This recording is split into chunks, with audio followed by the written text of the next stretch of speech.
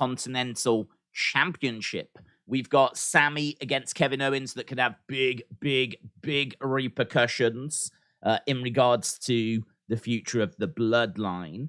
We've also got Viking Raiders in a feud with Drew and Sheamus, because obviously looking at that situation, that was one that played out after SmackDown. That's one that might have passed people by as a result. But after Usos against Drew Sheamus last week, there was a post-show attack by the Viking Raiders.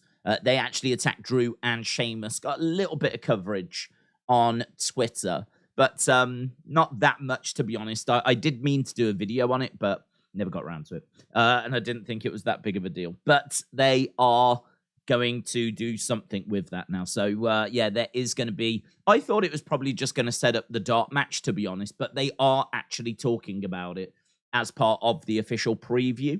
So it does seem like it is actually a part of the show. The reason why I didn't do a video, as I said, was because I thought it was just going to set up a dark match and just be a thing, like the attack and everything played out after the show had ended. So I sort of thought, you know, that it is what it is.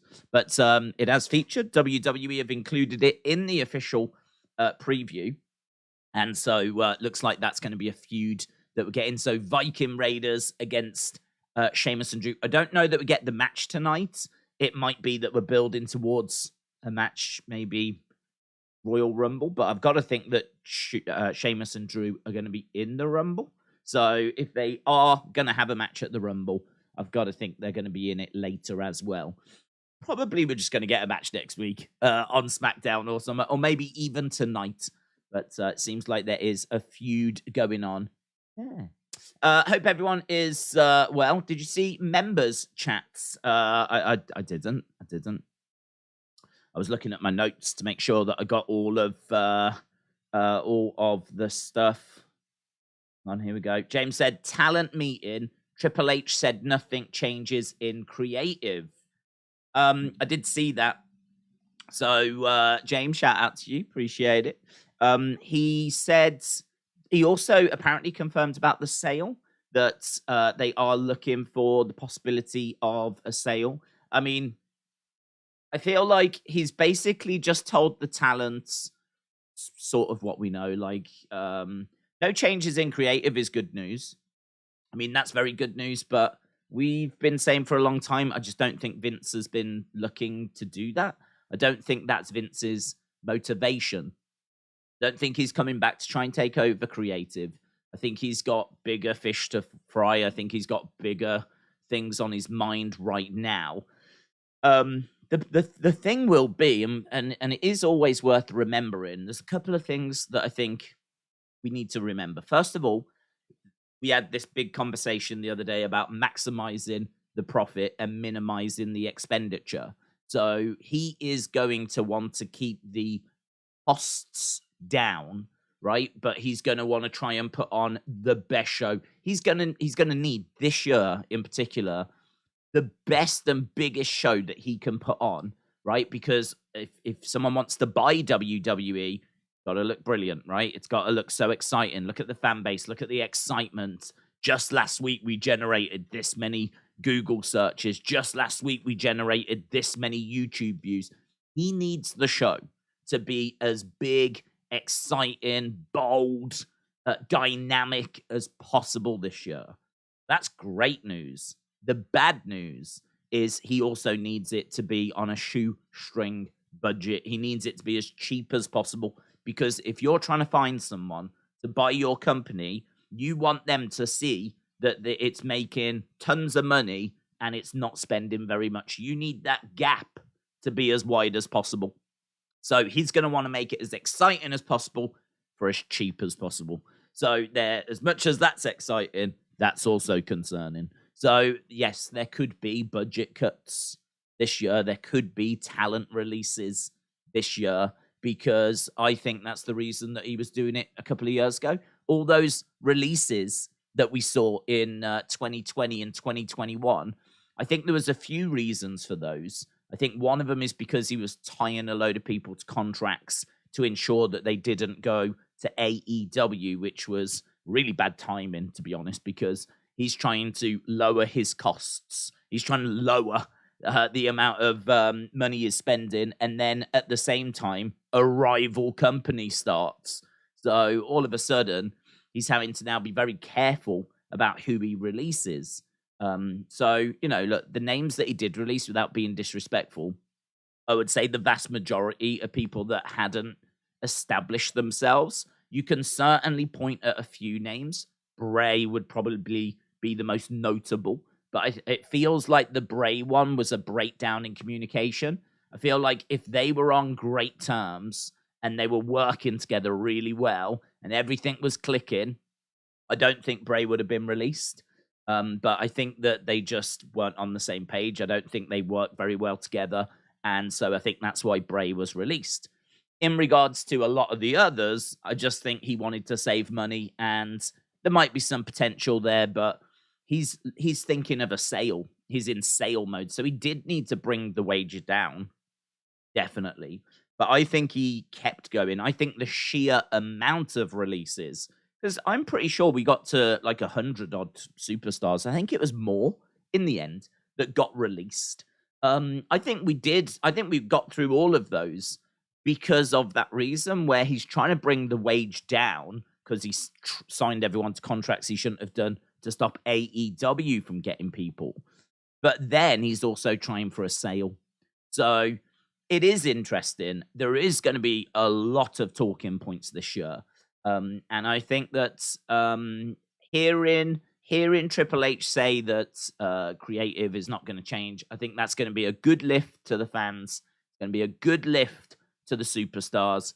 But don't forget, I think he's going to want to lower the wage bill. I think he's going to want to lower the expenditure. And I don't know who's going to go or what that's going to mean. So, yeah, that could be, painful at some point. Not only that, but if he does sell, the chances are then he's still going to want to remain with the company, because what's he going to do? Like, what is he going to do? It might be that is part of the deal. Like, you can buy the company, but I want a position in the company. I want a position that is safe and secure. I want to be a part of this as it moves forwards. Spent a lot of my time, my life pretty much building this up. Like, I still want to be a part of it. And so, that could be built into the deal, into the sale. And so then he sticks around. Well, what's he going to do if he sticks around? I mean, I can't sit here and say to you that Vince will never go back to creative. I can't say that. Can't say that, because even if it's sold, it might be that he is in charge of creative with whoever buys it. Because whoever buys it, if it's Disney or NBC or, anyone but the Khans, really, anyone that's not got any actual wrestling experience, they're going to need someone that's got professional wrestling experience to book the show. Right now, Triple H is doing a great job, but it's going to be really hard to turn around and not have Vince be that guy, because Vince is the guy that has done so much, WrestleMania, Undertaker, Attitude Era, Hulkamania, Stone Cold, Rock, Cena, Roman, Shields, like blah, blah, blah. Like, everything we know and love has come through that man in WWE since the 1980s. So I don't know that we can credit him with damage control. That's one that we can't pin on Vince. I'm pretty sure that's one that I can hand on heart say is not Vince McMahon. But to be honest, I don't think damage control have been that great anyway. So I don't think he's going to be that bothered. But it's going to be one that he could return to creative in the future. But I mean, look, we've had these conversations, and we'll continue to have these conversations. But it's right now we can breathe. You can breathe. You're allowed to breathe. Vince, I don't expect him to be anywhere near creative for the foreseeable future. But once the company is sold, then I don't know what he's going to do then. Does he just go, or does he stick around? And if he does stick around, what's he going to do? Mitchell said, I've sent you a DM on Twitter. Can you respond when you get chance? Yeah. I can do that. I will write it down. Respond to. It's on my notepads. Boom. Jobs list. Done. Mitchell, hope you're well. Hazza said, I feel like with the Royal Rumble on the horizon, I think Triple H is going to bring some New Japan names in for the Rumble, like Okada or Ibushi. What are your thoughts? I think that he may reach out to New Japan to bring in a few surprises like that. Yes, I could see that. But I don't know what the agreement would be, because they may want something in return. It might not just be money, right? It might be, okay, we can do that. We can send you some of our stars, but we want some of your stars for a show that we're running. And who knows? I mean, who knows what kind of dialogue that could create, what kind of dialogue that could actually open up. I don't know what their arrangement is with AEW. I don't know if that's an exclusive arrangement. Obviously, they've got some sort of deal because they did Forbidden Door, and there's a plan to do another Forbidden Door. So, there could be a slight problem in that AEW may have exclusive access to New Japan. I don't know that they do. I don't know that anyone's actually heard the details of their arrangement. It might be nothing more than a conversation, a handshake, and goodwill. It might be nothing that's actually written down, but it could be something that's written down, and it could be something that says that AEW have got exclusive partnership, if you will, with New Japan in North America, which would obviously be great for the AEW, because that means if you want to watch the New Japan stars, you can only see them at AEW, basically.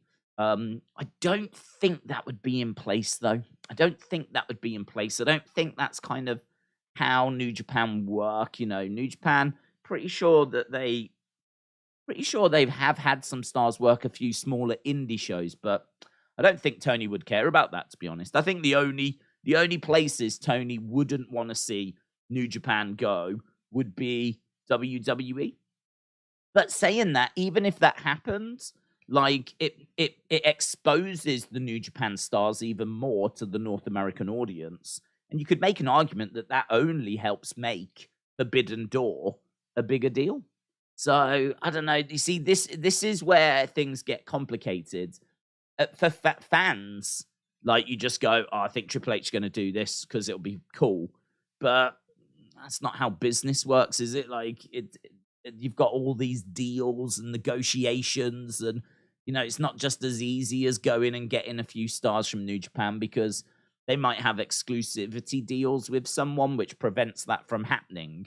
And so then you just don't know. So, I mean, look, do I think there's a chance that there's a New Japan star in the Rumble? Yeah, I reckon there's a chance. More of a chance than under Vince. But I would still put it low as unlikely. I think if Jay White is in the Rumble, then I think he's in WWE, because Triple H really likes Jay White, and he's liked him for a long time. And there were reports a few years ago of WWE wanting him. And my understanding is his contract is coming up very, very soon, if not like now. So if he's in the Rumble and they've managed to get Jay White, they might have got Jay White. They might have just gone and got him outright. And in all fairness, he'd be a great pickup, because he speaks English, very charismatic. He's incredible in the ring. He's like Seth Rollins turned up to 11. He's like a bit more extreme Seth Rollins, but he doesn't do not like Seth Rollins is now with the wacky clothes. I'm talking more about how Seth is a proper professional wrestler, in the sense of he used to be in Ring of Honor. He's credible. He's very good in ring. Like, if you was talking about the best in-ring performers in WWE, you're going to talk about Seth Rollins. And his promos is so charismatic. He's very comfortable on the microphone. Like, all of that is Jay White. So, yeah, Jay, that would be an interesting one. But getting a Carter, I mean, I'm sure Okada would do it. It'd be great for his brand, wouldn't it? It'd be great for him to how often do you get a chance to wrestle at 60 odd thousand people? I mean, never if you're Okada, and that's a shame. I don't even know how many were at Tokyo Dome. I don't think Tokyo Dome's 60,000. I don't think it's 60. I think it's smaller than that. If it is, then it's only Wrestle Kingdom that will be where New Japan get to perform in front of that many people. So, like, you would never want to turn that down. And that tends to be the Rumble these days. Rumbles tend to be in, like, these big stadiums, don't they? For the longest time, they were just in, like, arenas. Now they're, like, in baseball stadiums. I actually don't know where this year. I think this year's in San Antonio, but I don't know the venue. But my guess is it's going to be another baseball stadium type thing. They seem to be going, since Nick Khan came in, they seem to be going bigger with their premium live events and trying to make them like a bit more spectacular.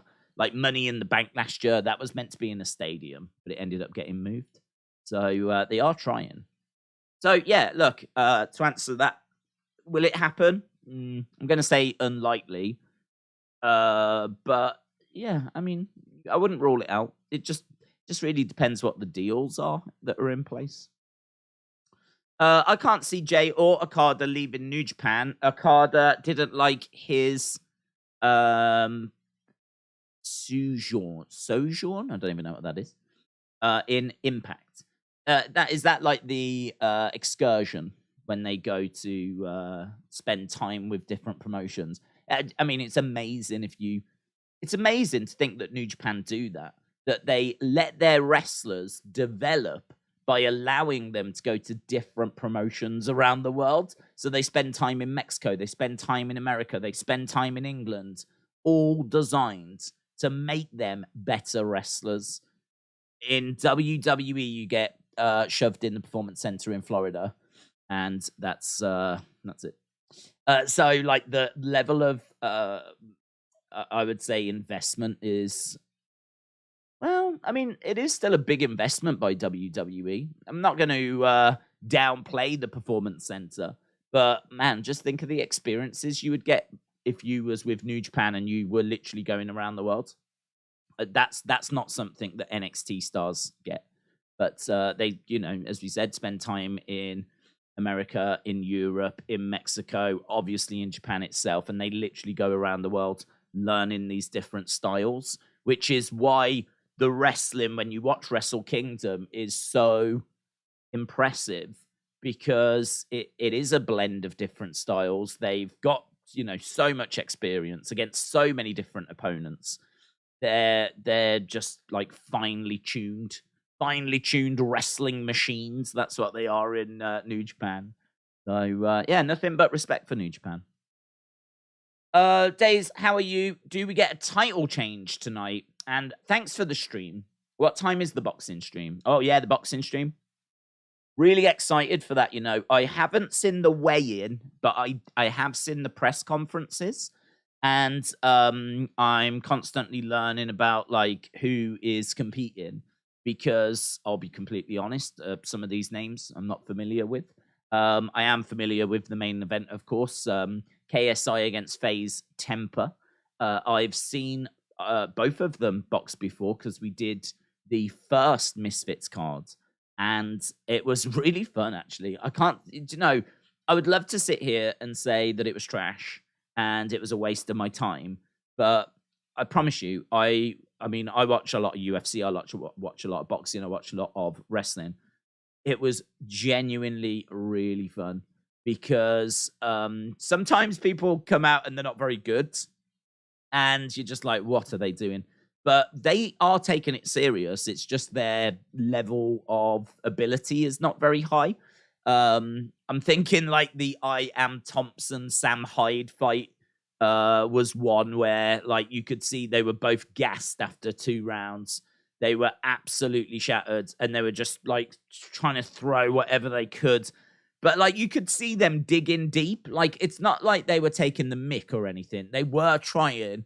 And I found myself like really rooting for them. Like I wanted them both to like make it through to the final bell, because it was like a Herculean effort for them to go 3 rounds. So, there's little things like that that kind of, I don't know, you just find enjoyment. I found enjoyment in little things like that. And then there was some really good boxing skill as well, in all fairness. Salt Pappy, if you've not seen Salt Pappy, he's a good little boxer, in all fairness. Got some decent power. And he looks like he's going to be, I mean, he ain't going to be a boxer, but he's, in that world, going to be a problem, going to be interesting. He's actually fighting tomorrow. And obviously KSI is the main event. That's the one everyone is there for. He's building towards a big match with Jake Paul. Apparently that match is going to be later in the year. And he's taking on FaZe Temper, who's a lot bigger than he is, but it should be relatively comfortable for KSI to get the victory. The boxing will start at, I think, 1 p.m. Eastern, 6 p.m. UK time, with the show starting an hour after. So we're actually going to start about an hour before. And we're going to talk about, I've got all my notes and everything. We can talk about the weigh-in. We can talk about the press conferences. We can break down all the fighters, literally bring you up to speed with the whole event. So yeah, we're going to go quite big on that. We're doing the event and an hour before. That's going to be, a big focus for us. So I'm actually looking forward to it, which I know people will be like, what? But honestly, I saw some bad shows, man. Last year, I saw some bad shows. When you have to sit and watch Deji versus Floyd Mayweather show, right? Forget that match, just that show. That show is the worst show I have ever seen of anything ever. There was about an hour between the co-main event finishing and the main event starting. Sammy Guevara was on that show, and he was being booed by the crowds, right? Because they were bored, and he was going in the crowd trying to talk to people. People had no idea who he was, right? And it was just a mess. The whole show just was a mess. It was a mess. And when you watch stuff like that, that you can benchmark it against, honestly, the Misfit stuff is actually really good. Really good. It's historic in comparison to that, how bad that Deji Mayweather thing was. So yeah, we're doing that tomorrow. The other thing as well is Fanatics, who run the WWE websites. So it's not WWE themselves. WWE let Fanatics run their websites for them. I think Fanatics do a lot with sports teams. I think they're known for running merchandise websites. If you have a merchandise website that you want someone to sort for you, you go to Fanatics. So they run the WWE ones. They reached out to me and they said, look, we can give you an affiliate link. So that means if you do buy anything from WWE, if you use that link, it doesn't charge you anything, and a very, very small percentage of anything you do buy would come back to the channel. So that's amazing for them to do that. All they ask is that I just mention it, promote it. And who doesn't know about WWE Shop? So I was like, yeah, okay, that's easy. So I think what we'll do is we'll start putting that link just as a pinned message at the top of the chats. So it ain't going to get in the way. I did make a banner though, and I do like my banner. So I'm going to show you my banner. Let me show you my banner, and then we'll get back to the chat. Where's my banner? Where is my banner? Oh, there's my banner. Here we go. Nice, isn't it? And I got it to do the sliding in thing. It sticks around for about 2 minutes, and then it slides back again. So that's my banner. I was going to hit this a few times during the stream, and yeah. So don't be scared by it. This isn't anything scary. It's just they got in touch and said, if people click on this link, a small percentage of anything they buy come back to the channel. So I don't mind working with WWE Shop. That's fine, isn't it? At least I'm not sitting here telling you about Blue Chew. So Long Beach Hippie said there should only be legit wrestlers in the Royal Rumble. No tag teams. No namer guys. Just legit singles wrestlers, says Long Beach Hippie. I I think that's I think not knowing I agree with the tag team thing, by the way. I've always hated tag teams in the Rumble. I always think that it's even when I was a kid, when you're counting down and you don't know who's about to come out, and then you get Knobs or Sags or Butch or Luke, or do you know what I mean? Like one half of a tag team, you can like hear the crowds go, just like okay, that's a bit of a wasted one. So I understand you can't have everyone be a banger all the time, but there's plenty of superstars I ain't gonna be that excited about seeing anyway. Do you know what I mean? Like when Baron Corbin comes out, I ain't gonna be doing cartwheels. But I understand he needs to be in the Rumble. So yeah, I definitely agree about tag teams. I actually, and this is gonna surprise people once again, I actually don't mind celebrities, just one, or just one, being in the Rumble, because I don't think there's like loads of. I certainly don't want to see them winning it. But I sort of feel like in a Rumble, you're getting in there, you're helping the other wrestlers, you're trying to stay out of people's like way. I mean, a wrestler at any time can pick up like Bad Bunny, for example, and chuck him out. Yeah. Um, did I like Bad Bunny being in the Rumble? No, I didn't, to be honest. But someone like Logan that's actually got a bit of athleticism to him. You see, the thing with Bad Bunny is he honestly has got like seemingly no physique. He looks tiny next to the wrestlers.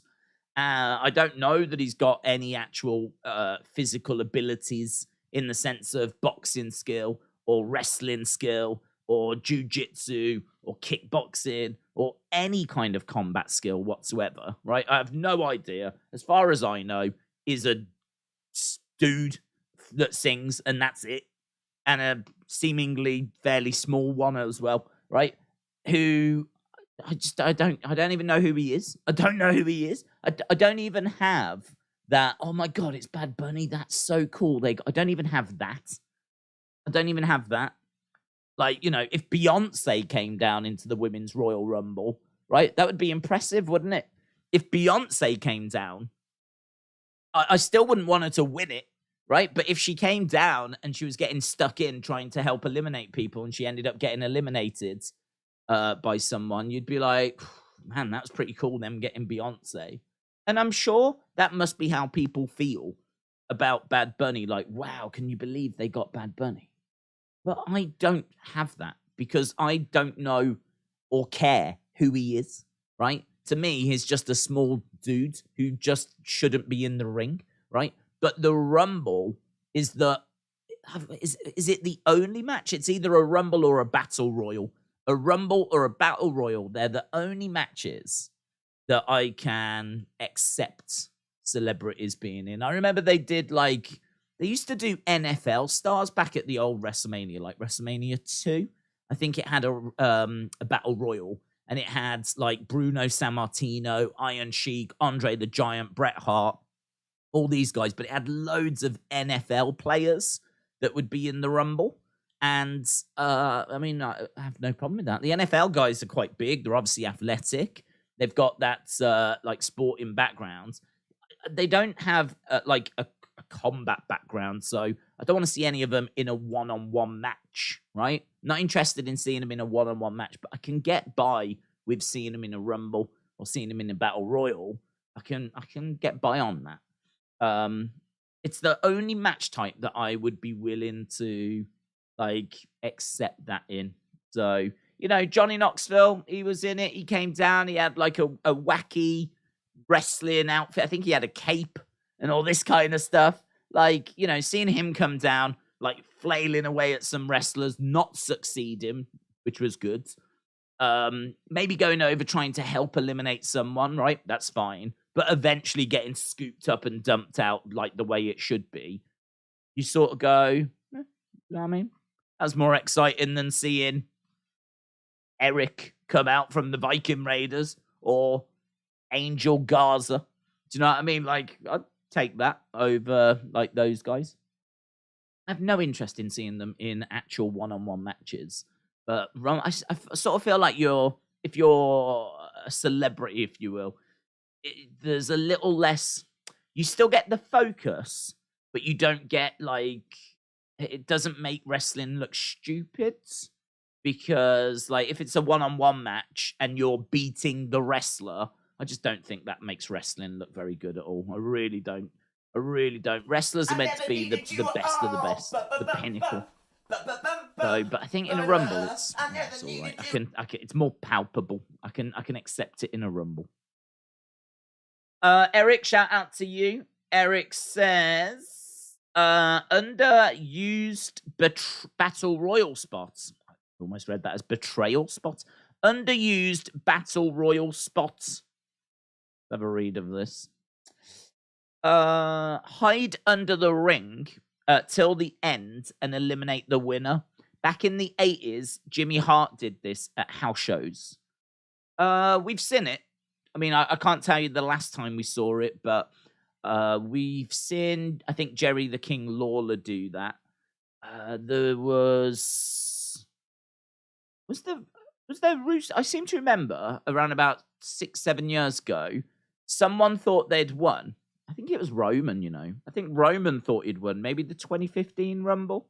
And then Rusev attacked him from behind because Rusev had actually been on the outside of the ring. He wasn't in the ring, and he'd been on the outside for a fair bit. And so Roman actually thought he had won. Rusev got back in and, started attacking. So, is it underutilized? Maybe. I can't tell you the last time we saw it.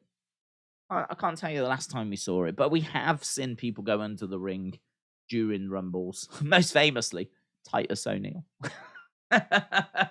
World slides. The best moment in wrestling history, by far. Apart from the other day when Sheeda did that. That was the best moment in wrestling history. Titus World Slide was number 2. So yeah, perhaps you're right. Perhaps it is time to see someone come down and do that. Maybe Jimmy Hart could do it. Maybe Jimmy Hart could come down and do it. Vince is probably planning his appearance in the Rumble as we speak. He's certainly got the brass neck to do it. He is a vile human being, more like a cyborg. It's the big Friday the 13th wrestling cards on Impact that we've all been waiting for, said Jonathan. Do you think Alexa is going to be Auntie Howdy? Do I think Alexa's going to be Auntie Howdy? No. I don't think she's going to be Auntie Howdy. It's an interesting thought, though. I mean, I think it seems to be about control, doesn't it? They're using that word control all the time. Alexa, said in an interview after Raw that he's not controlling me. I'm the one that's in control. And it's all about who's, controlling Alexa. So she was quite angry and frustrated after Raw, which I thought was very interesting because we didn't quite know what that relationship was between Alexa and Howdy. It might have been that they spoke to her after and she was like, it was brilliant to see him. Everything makes sense now. I know what I need to do. I saw my future tonight. She could have said stuff like that. She wasn't. She was like, I'm the one in control, not Uncle Howdy. She was very against Uncle Howdy, standoffish and frustrated and angry and defiant. That's the word I was looking for. She was very defiant against Uncle Howdy. I think that is going to break down, of course. And I think Uncle Howdy will be in control of Alexa, if you will. But where that's going to lead to, I'm not sure. I mean, I think part of the problem with the story is that it's quite not confusing, but then also a bit confusing. At the moment, it's quite simple in the sense of you've got Uncle Howdy, you've got Bray. Uncle Howdy seemingly doesn't like Bray, calls him a liar, has now attacked him. And the question is, who's Uncle Howdy, right? And people are saying it's Bo. Now, if that's the story and that is it, then that's pretty straightforward. Yeah, I don't think that's too complicated. The problem is we've got different masks, we've got different like sounding voices, we've got seemingly different people. I mean, the person that attacked LA Knight backstage, that's not the same person that was in the ring that attacked Bray. Like that the mask is different. The size of the body looked different, right? So this is where it gets confusing, because now you're asking yourself, how many Uncle Howdies are there? Like how many are there? There can't be loads of Uncle Howdies, can there? Is there? And then you're trying to work out, well, if there are, who are they? I mean, one would be Bo. Is another Vincent? Is another Dutch? Is one of them Bray? Is this the arrival of a Wyatt family? Like, this is where it starts to get quite confusing as to what's going on. And because it's played out over such a long period of time, I don't, I mean, like, maybe the conversation is happening, but I'm not getting loads of people asking, like, who do you think it is? Who, like, you know how White Rabbit was really intense and everyone was trying to decode the clues? I don't feel like the Who's Uncle Howdy follow-up to White Rabbit is the same level. It's not grabbed people the same way. I think it's because with White Rabbit, obviously that was potentially leading to Bray coming back, which everyone was desperate for. This is leading maybe to Bo Dallas coming back, which isn't anywhere near as big for people. People were way excited for Bray coming back. There aren't that many people clamoring for Bo to come back. People, I think, are excited for Bo to come back. I think they want Bo to come back. This is no shade on Bo, but it's not the same as Bray coming back, because Bo's never, sadly, done anything for the fans, right? He was good down in NXT, but the whole Bo leave thing, it didn't work. The B team, no one cared. So you've got Bray, who has done some of the most spectacular stuff in recent WWE, maybe you could even say ever, right? With The Fiend and all of that, right? So, you know, fans are crazy for that. And then you've got Bo, who hasn't done anything. So that's why, you know, I think that's one of the differences. Another difference is there's not like QR codes. There's not really clues to put together. The only clues you've got are like pictures where you can maybe compare the teeth, or like, you know, you can try and put someone's face over the top of the mask and see if it fits. You know, I've seen plenty of people taking the picture of the guy that attacked Bray in the ring, taking Bo's face and then superimposing the two, right? But that's not really the same as like everyone being able to call a number or everyone being able to put coordinates into a computer. It's not the same as everyone being told to do something. Like, everyone, here's a number. Do you want to call it? Everyone, here's some coordinates. Do you want to call it?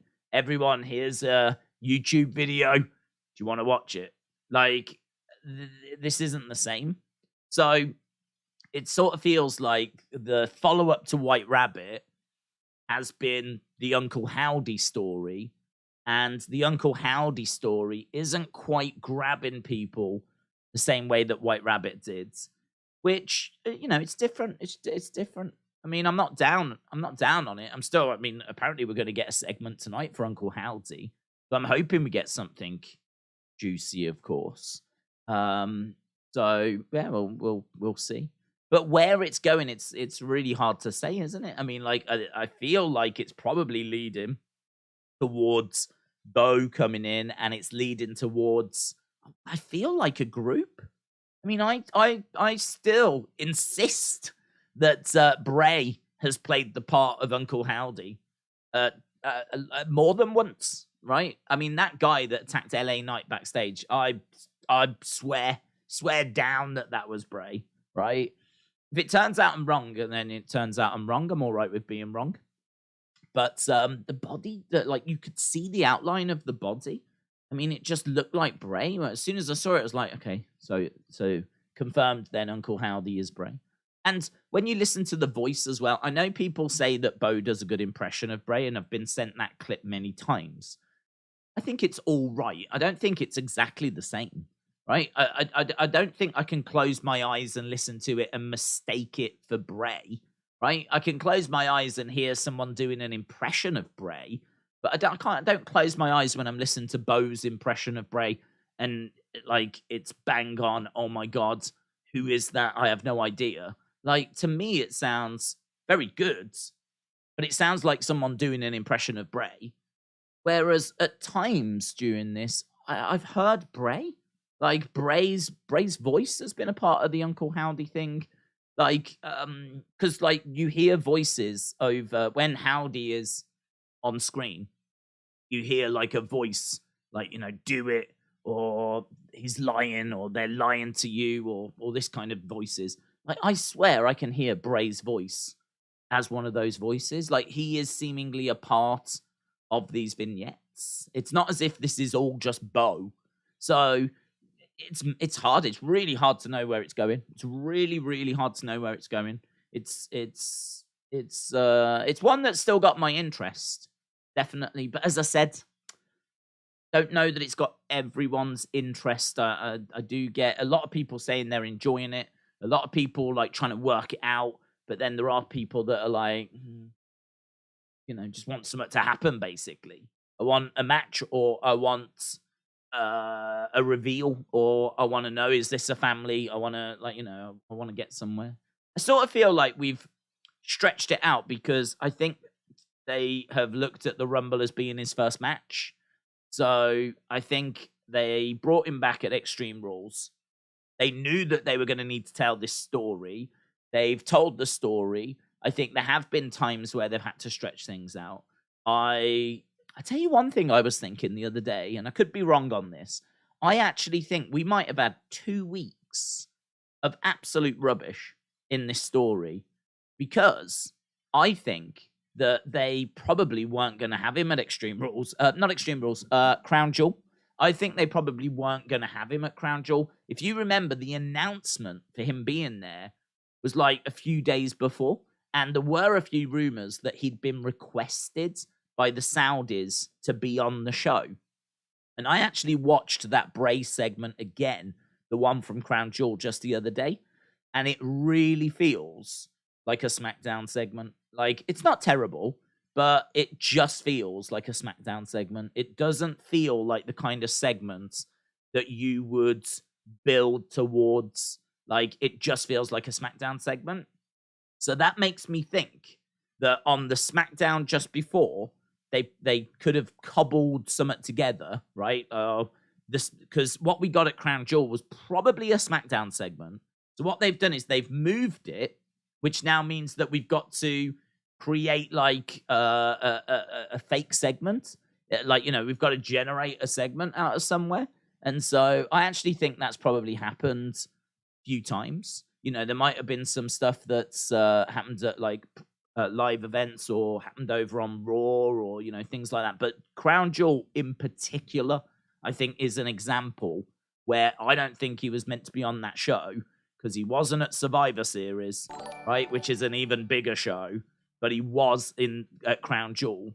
And I think that they took a SmackDown segment and moved it, and made that part of the premium live event. So I actually think that there has been a bit of filler with the story, and I don't think that's helped when the story is quite slow anyway. Lance, shout out to you, buds. Appreciate it. Lance Dominguez, shout out to you. Hope you're having a good day. Right, what time are we looking at? We are looking at, we've got about 14 minutes. Aubrey Edwards, Dancing on Wrestling's Grave, said, I'm sad FTR is taking time off until maybe April, but that's when their contracts run out. So we'll see what happens. Have they signed new contracts? It'd be great for them to come back to WWE if that was possible. I mean, Triple H is seemingly trying to build a tag division. I don't know. I mean, he's putting the groundwork in place. Let's put it that way. I don't know that it's really capturing people's imaginations at the moment, but I think he is putting the groundwork in place. So, yeah, I would love to see FTR come back to WWE. I don't think they would. I think they've probably been burnt, and certainly now with all these rumors doing the rounds as well, certainly with like all the Vince stuff, I can understand people being a bit like, no, thank you. I'm not going to touch that with a barge pole. But it'd be great if they did. It would be great if they did. KSI or FaZe Temper? KSI. I don't think, to be honest, there's much. I think the event, I think the show is going to be good overall. I am really looking forward to it. But I don't think that that's going to be too much of a challenge. I think FaZe has looked all right, but I think that KSI is, different level. KSI, I think, is really focused on the Jake fight.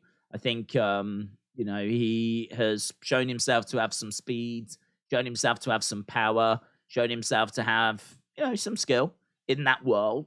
So, I mean, like, is he going to be able to go up against, like, proper boxers, that are ranked and all? No. But, him against Tommy Fury, for example. I mean, who knows?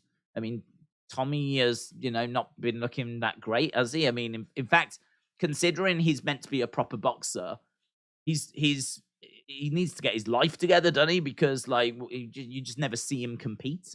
Last time we saw him, it was on that Deji Mayweather undercard, and it ended up being turned into, like, this exhibition, which was just an absolute load of nonsense. It was an absolutely rubbish load of nonsense fight from Tommy Fury. So, if KSI does get that fight, and that's the name I've heard him mention, he might even stand a chance against Tommy Fury. So, I sort of feel like FaZe, he's got size. It's going to look visually good, but I would expect KSI to get the job done. I think he's going to be quicker.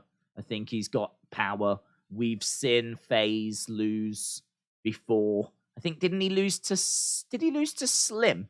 I need to double check that. I think he did lose to Slim on the first one, and Slim's small. I would say KSI is a better boxer than what Slim is. So if FaZe lost to him, I think he loses to KSI.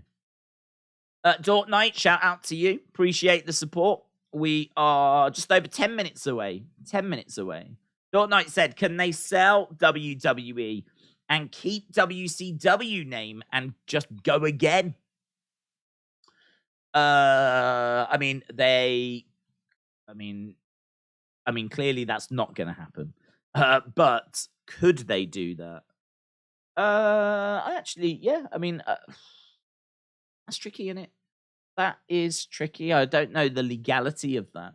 If Vince said, I'm going to sell WWE, but you get everything except the WCW stuff. But what is the WCW stuff? What, like the tape library? You don't get the WCW tape library. You don't get the rings. You don't get... I don't know how that would work. I feel like what he would have to do is he would have to set up...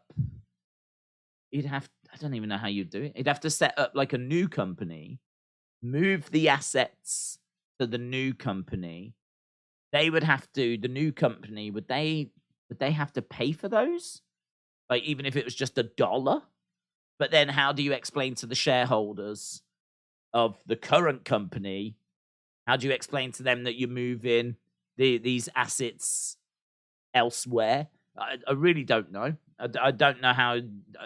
It ain't going to happen, so we don't need to worry about it.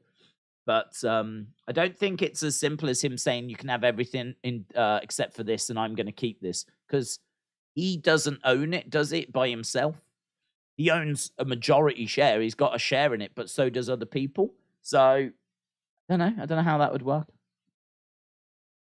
Did you see the report that Fox is losing millions on SmackDown when it comes to ad revenue and transmission fees? Fox paid $205 million, but WWE is only generating $65 million. Fox is happy with $2.2 million. $2.2 million, but not the price. Fox is happy with the ratings, but so they're happy with the ratings, but they're not happy with the amount they pay for it because WWE is generating $65 million in ads. No, that sounds interesting. Where was that? Where was that? That sounds good. Where's that report? I'll have a read of that. Do you think KSI beats Jake if Jake stops boxing till the KSI fight and does MMA? Don't know. I mean, I feel like Jake is ahead. I think he's well ahead. It depends when that fight is. I mean, if Jake goes off and does MMA for this year, and then he has to try and switch back to KSI, that will make the fight closer, definitely. So, yeah, I mean, it will massively help.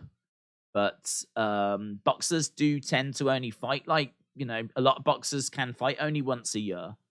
So I suppose the only thing would just be, would Jake get into a few bad habits? Because footwork in boxing is different with MMA. Striking is different as well. In MMA, you're constantly having to think about takedowns and not being taken down. So you're having to constantly think about takedown defense, whereas that is not a focus at all in boxing. So in boxing, you have a different stance.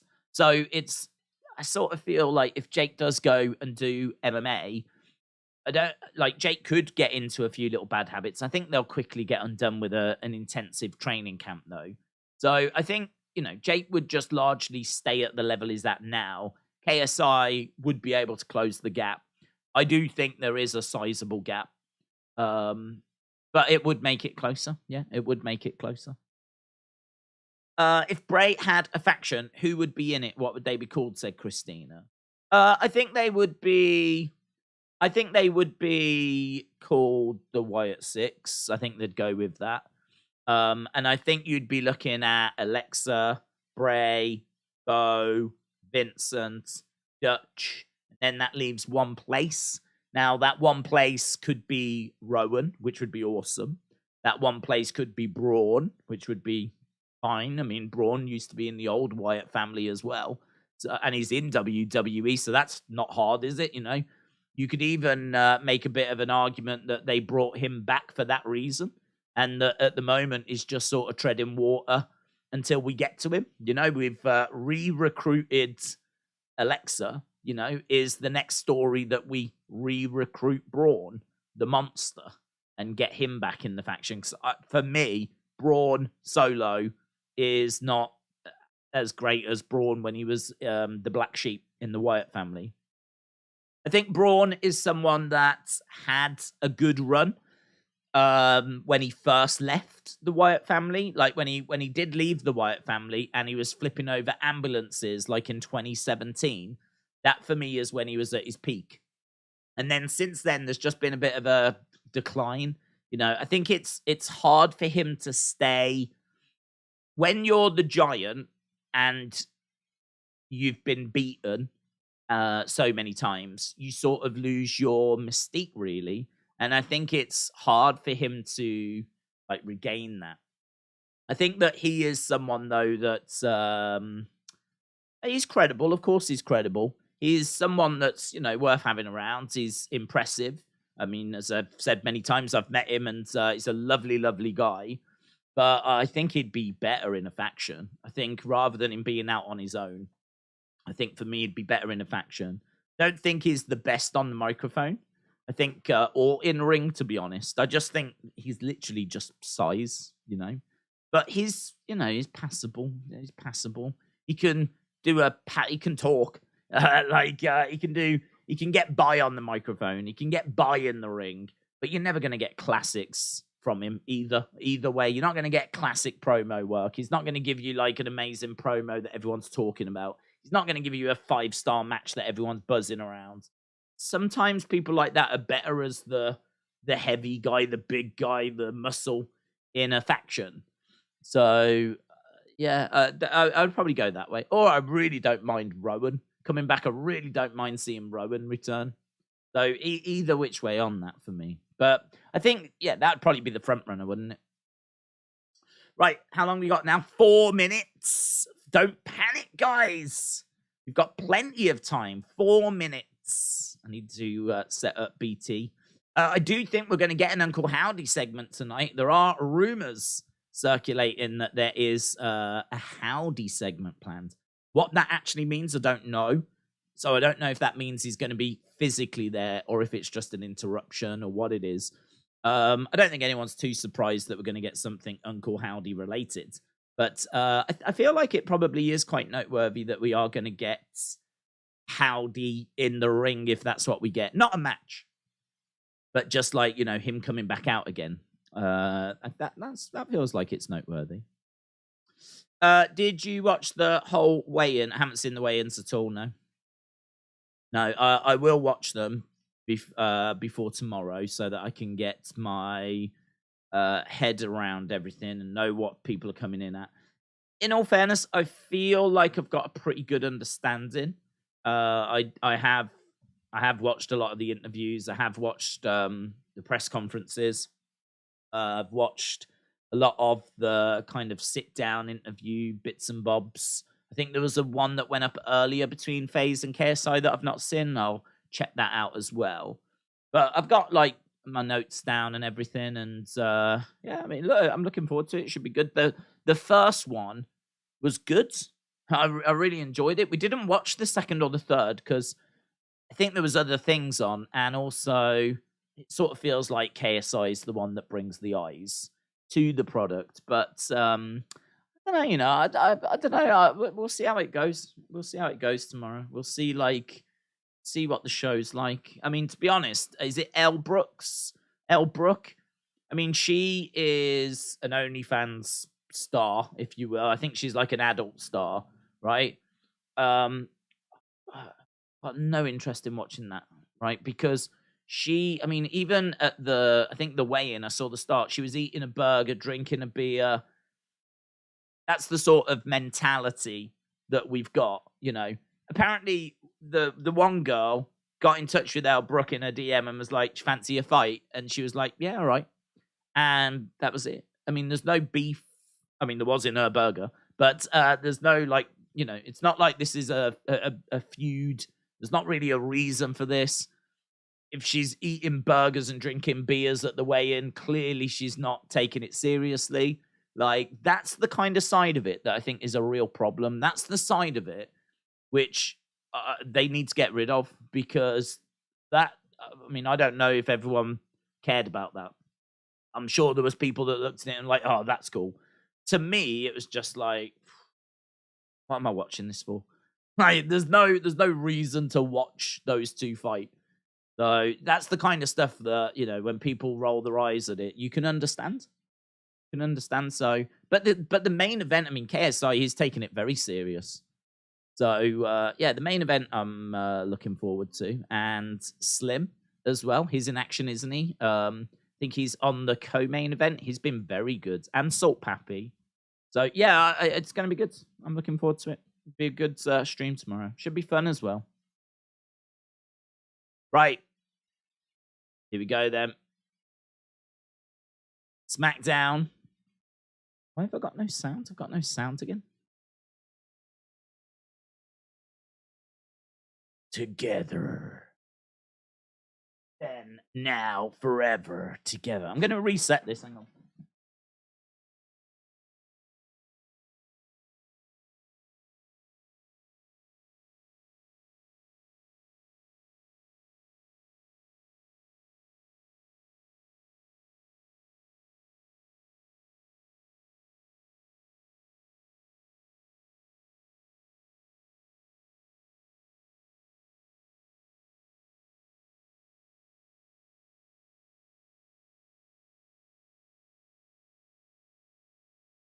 Right.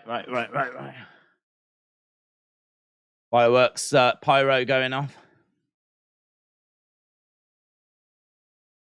I do have it on my laptop, so I can still see it. But I had no sound coming out of the TV, which probably should have dealt with before, but I didn't notice.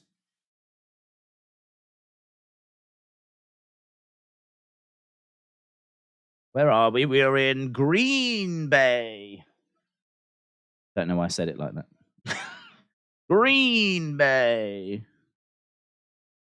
Kevin Owens against Sami Zayn coming up tonight then. But Green Bay is sad. You missed the new theme. Oh, there's a new theme. Is it good? Any goods? Is Braun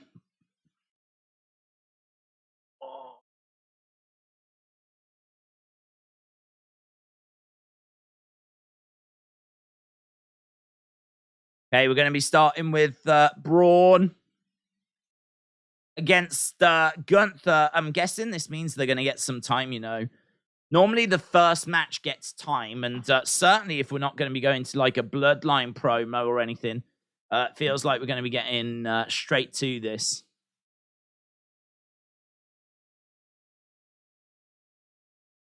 Gunther versus Braun.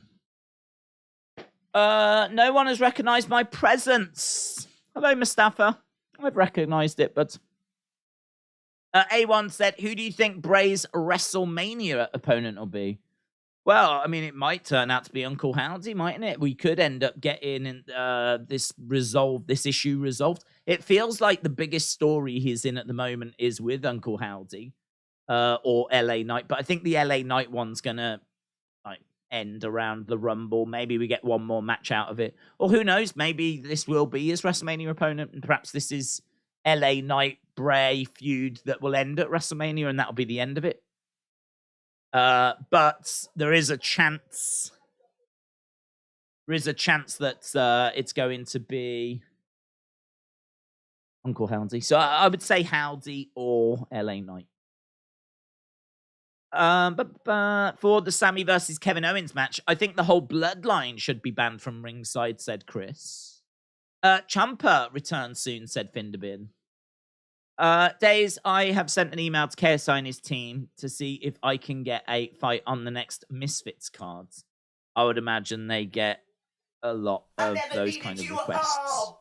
I think you don't need to have a big following, to be honest, in order to get onto a Misfits card. They don't seem to be interested in, like, as we said, proper boxers. It's about how many fans have you got, how many eyes can you bring?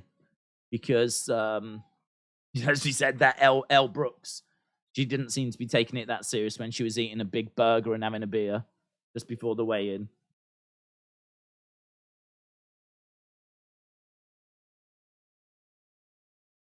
Right, here we go. Both guys getting their intros. Gunther has come down. This is for the Intercontinental Championship. This is going to be great, you know. It's just, it sort of feels a shame that we're starting with it. I hear people booing Gunther. I don't get it. I don't understand. This guy's a monster, and he's legit. Be good, eh?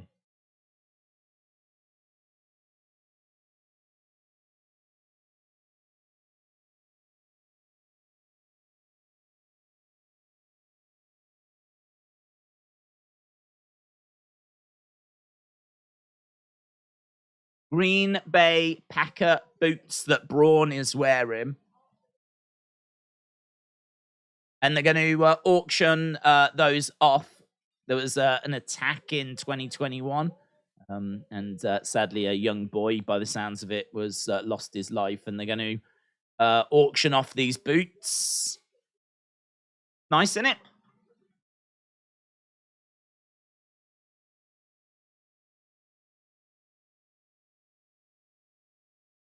Yeah, that's true. Solid. Michael Cole said Gunther's had a solid Intercontinental title reign. Wade Barrett was like, solid? It's been spectacular. Gunther on the outside, the ring general. Walking around the edge of the ring, getting up on the other sides. Did you see my Ultra chat? Oh, no, I didn't. Did the sound go, or was I here for that? I didn't hear the song. Mitchell said, as fans, if Braun wins, this is really hard not to think that Vince had a say in this. I'm not trying to play into things too much. If Braun wins this, would Vince have had a say in it? I have no idea. I don't know. I mean, God, are we going to get all that now? Every time something happens, are people going to go, I bet this is Vince? Because he's back now. I sort of feel like, look, things happen in wrestling.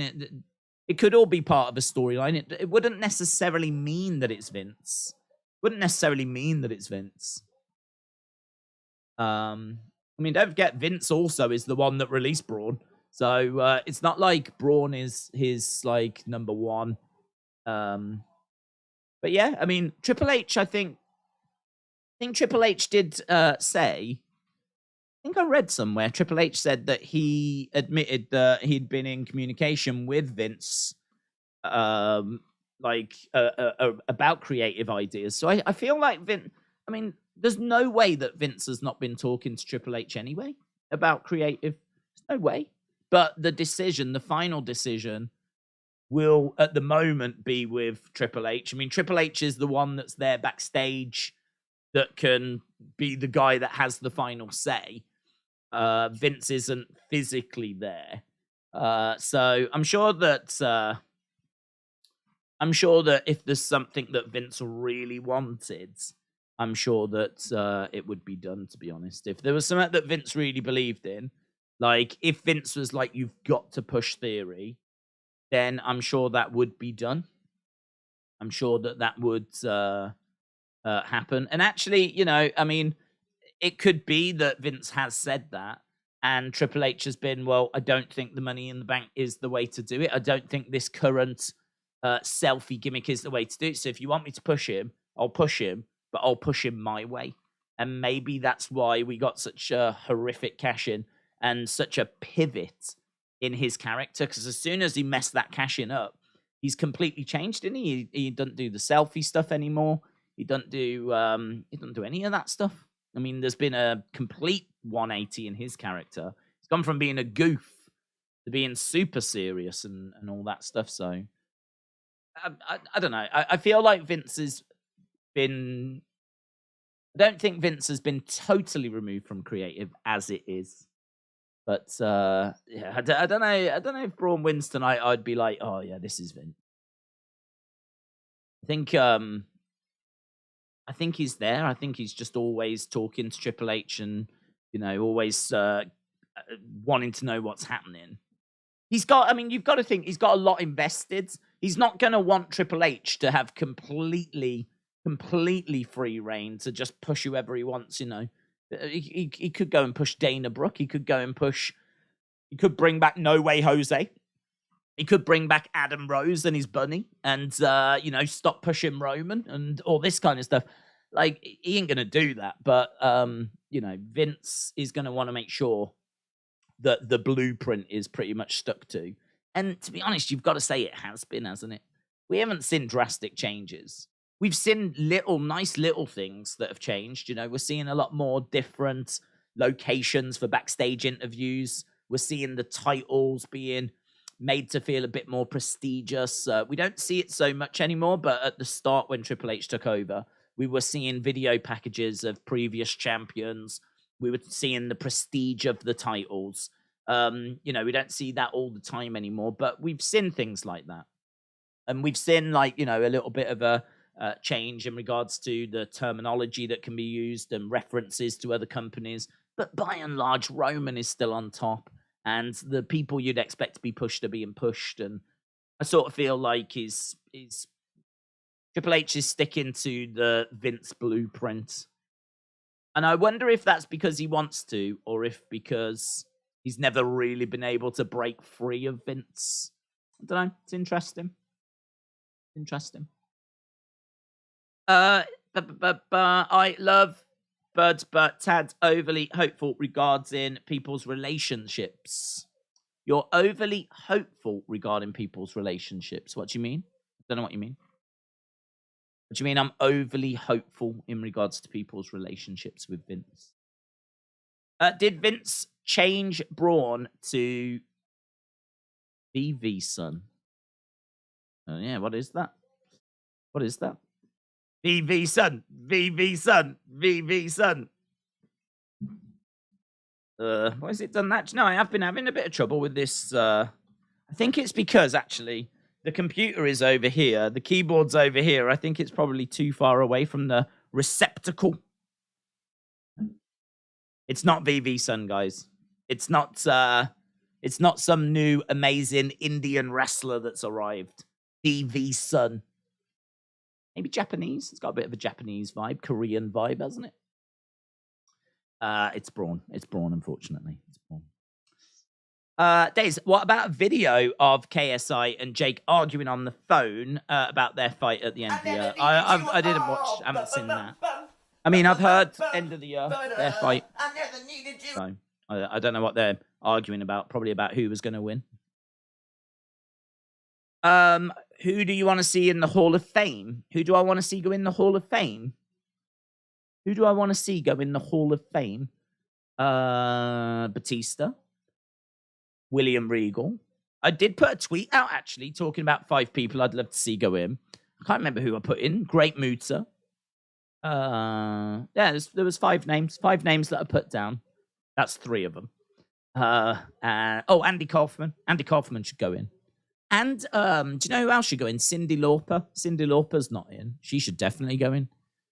For what she did in the 80s with Wendy Richter and rock and wrestling. She should definitely go in.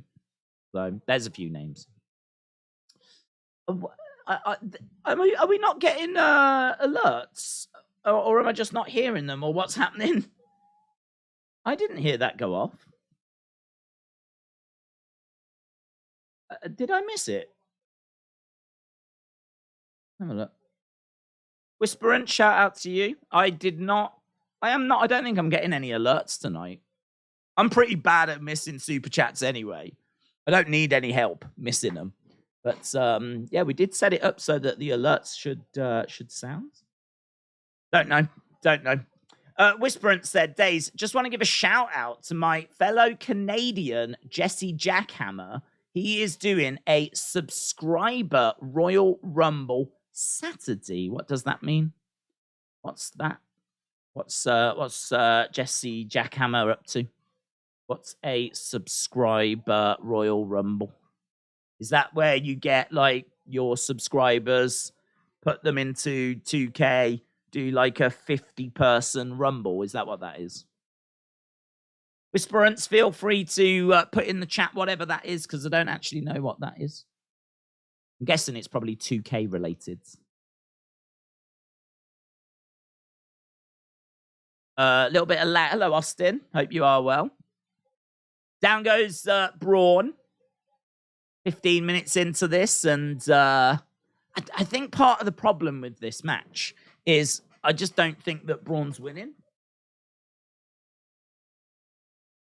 Big back body drop by Braun, and Gunther lands a little awkward, grabs his ankle.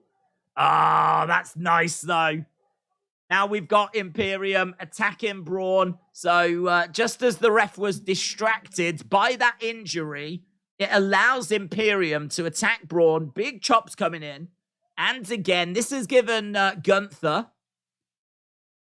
the momentum, but Strowman picks up Gunther and plants him. Goes for the pin. 2. Shoulder up by Gunther. That was a nice spot, that was. That was a good spot. It was a good spot because it did look like an awkward landing. And referee was over talking to him. And even I was like, oh, that looked awkward. And immediately Gunther was like screaming in pain with his ankle. So you totally, I bought it. I was totally like, whoa, is he all right? And referee thought the same, went over, and that allowed the other members of Imperium to attack Braun. It was done really well. Darcy said, Theory is a megastar in the making. He's got it all. It reminds me of a young Orton minus the attitudes. Garen said, who was the 94 Rumble winner? Is it Lex or Brett? I'm confused. It was both, wasn't it? Both. They both landed at the same time. So they both got opportunities for WrestleMania 10. I agree with Darcy, said Austin. Theory is just so good. Love him. Julie said, I feel like Braun might win, and I just don't want that to happen. Tony said, Billy Kay buys WWE. Hope so. That looked great on the resume. Vince, you wear white pants, damn it. Yeah, that's a Vince change in it. Anything that looks different now is Vince. That's Vince. Braun's wearing white pants. Vince. We didn't start off the show with a promo. We went straight to a match. That's Vince. There's a new theme. That's Vince. Rick Ross should buy WWE. Axel Rio said, wonder what Damage Control will do with the titles. Defend them. I don't know who they'll... I mean, obviously, for the longest time, I thought that Sasha and Naomi were going to come back and we would get Damage Control against Sasha and Naomi. That was my thoughts. Who knows? Maybe we might still get that. I don't know. I mean, like, the thing is, Sasha's deal with New Japan is for a certain number of dates. I don't know how many dates, and I don't know how long, like, over what period of time. But if WWE still want her, they can always go back to her, make an offer. You know, it's not like that door is closed forever. So they could go back to her, make an offer, and she could come back at WrestleMania. There's nothing stopping her coming back. As long as WWE are going to be all right with her working those remaining New Japan dates as well, if they offer her the money or close to the money that she was looking for, she could always still come back. So I don't know. I don't know what Damage Control. If it's Damage Control against mystery opponents at WrestleMania, you know as well as I do that the Sasha and Naomi rumors will be rampant. It probably just turned out to be 2 Tony Storms, though. Braun picking up Gunther and dumping him down. Boom. Imagine how Austin could look in a few years. What, at Austin or... Chris said, Brian Alvarez, it's been 10 years. We're still waiting on that imminent news. Unbelievable, isn't it? Unbelievable. I'm starting to wonder if he was in a plane. He's maybe crashed on an island and he's talking to a volleyball, calling it Wilson or something. I don't know, because I haven't heard anything from him since. I hope he's well. But this imminent news, I mean, we've got very different ideas about imminent. Big boot by Gunther. Against the ropes. Gets picked up, looking for a spine buster by Braun. 1, 2, shoulder up. Shoulder up by Gunther. Crowd really into this. Crowd really into this. In all fairness, Braun is giving Gunther some big power moves. And this is what makes Braun so impressive. Is obviously his strength. So you play to that. But the selling and the fact the title's on the line and all this, it's really bringing drama. This is one of Braun's best ever matches. Certainly one of his longest. He's going for... He was looking for a monster bomb, but big chop coming in there by Gunther. Gunther against the ropes. Forearm smash by Gunther. Against the ropes again. Clothesline by Braun as Gunther goes down. Gunther on his hands and knees going over to the corner. Braun, shoulder tackle. Gunther moves out the way. Gunther going over to the other side. Big boots. Drop kick. Braun goes over into the corner. Big clothesline. Braun goes down. 1, 2. Oh, I thought that was going to be it, you know. I thought that was going to be it. Braun didn't seem to be moving. He's still down. Gunther's climbing up. Gunther.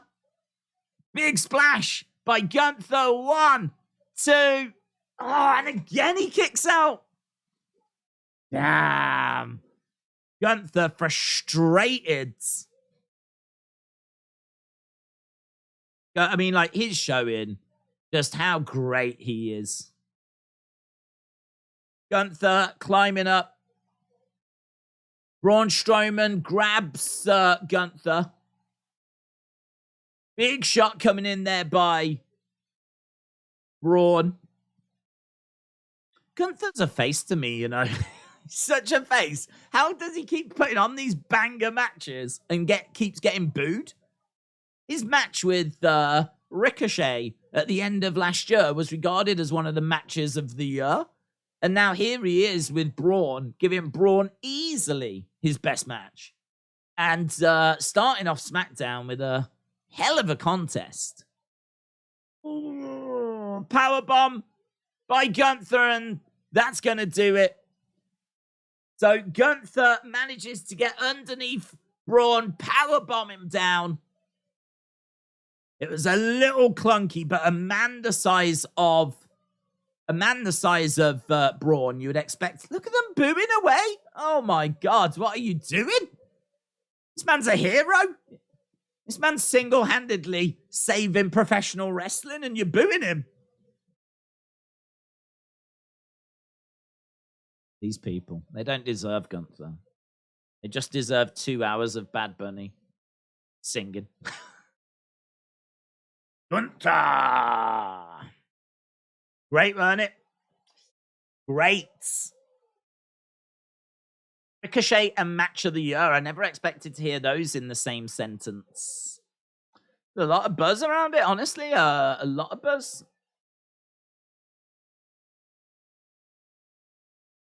It wasn't my Match of the Year, but it was definitely one that I saw people getting really excited about. It was very good. Just like this was really, really good. This is a really fun opening for SmackDown. Really, really fun. And I tell you what, as much as the crowds are booing Gunther, right? And I can't understand it. They were very vocal. Do you remember that Raw a few weeks ago where I'm pretty sure we were back in the Thunderdome because no one was making any noise? Like, they were good tonight. They were good.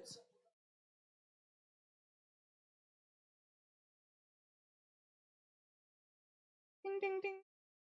Match flow. Progressive. Everyone's wondering who is going to dethrone Roman. Who the heck is going to dethrone Gunther? Good question. Good question. I mean, Gunther had one of the longest ever NXT UK championship reigns. I really think they're doing the exact same with the Intercontinental title. I don't think he loses it this year.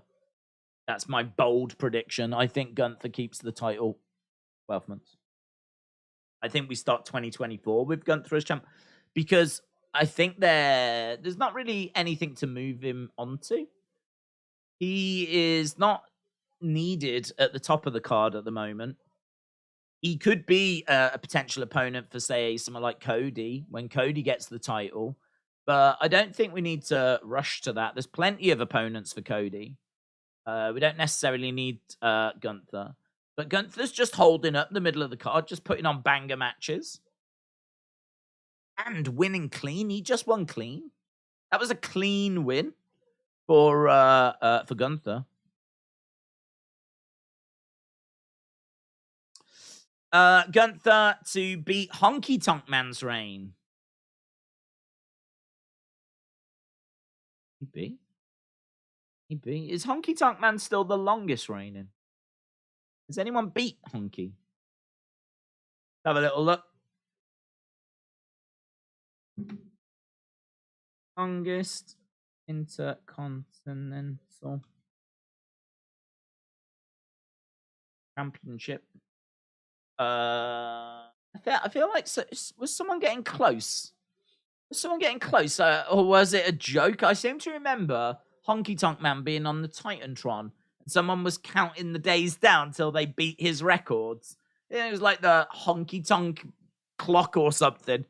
They were like counting down the days.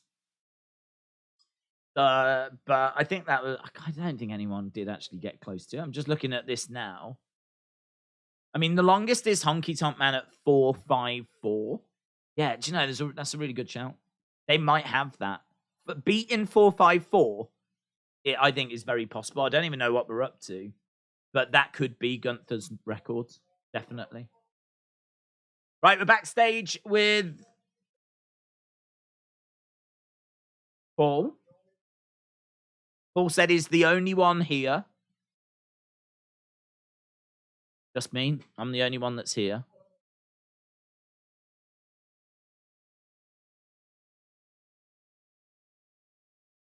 Okay, so Paul Heyman said he's the only one that's there. Sammy looks confused.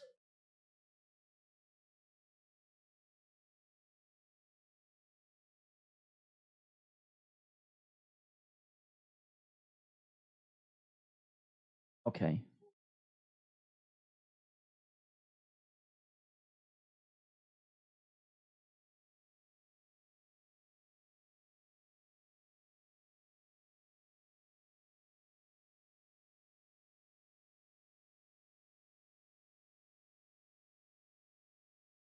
So there's no Roman tonight out of love?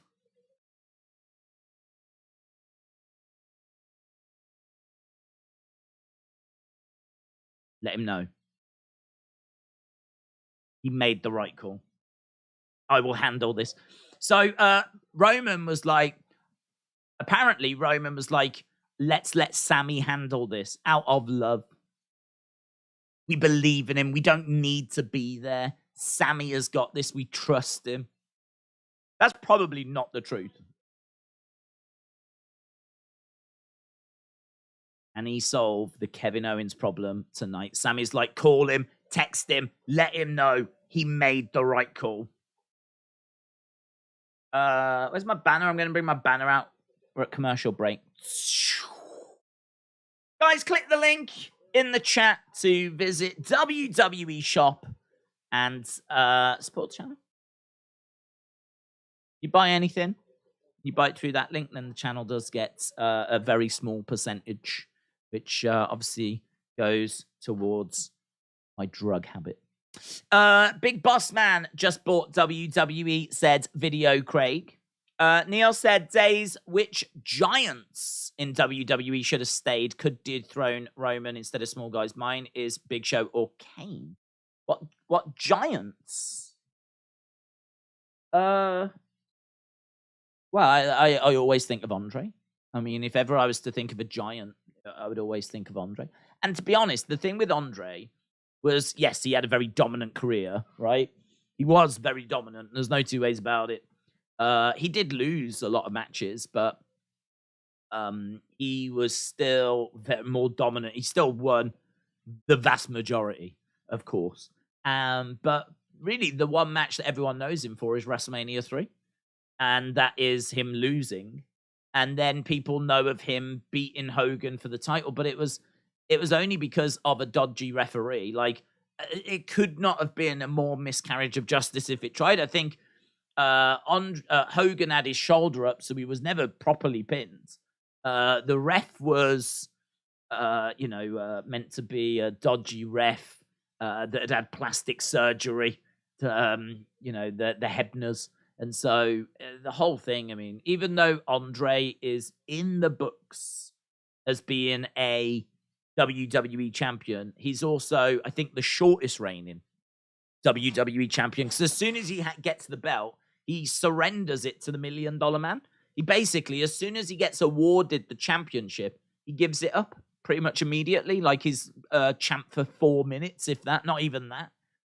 So I sort of feel really sorry for Andre.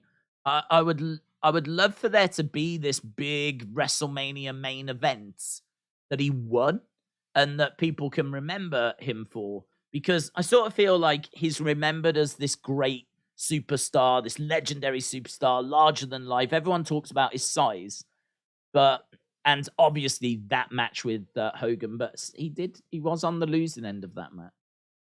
So it would be cool if he could be still around and maybe be the one that ended Roman's title reign.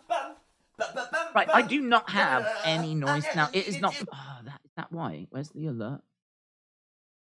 I do not have any noise for that alert.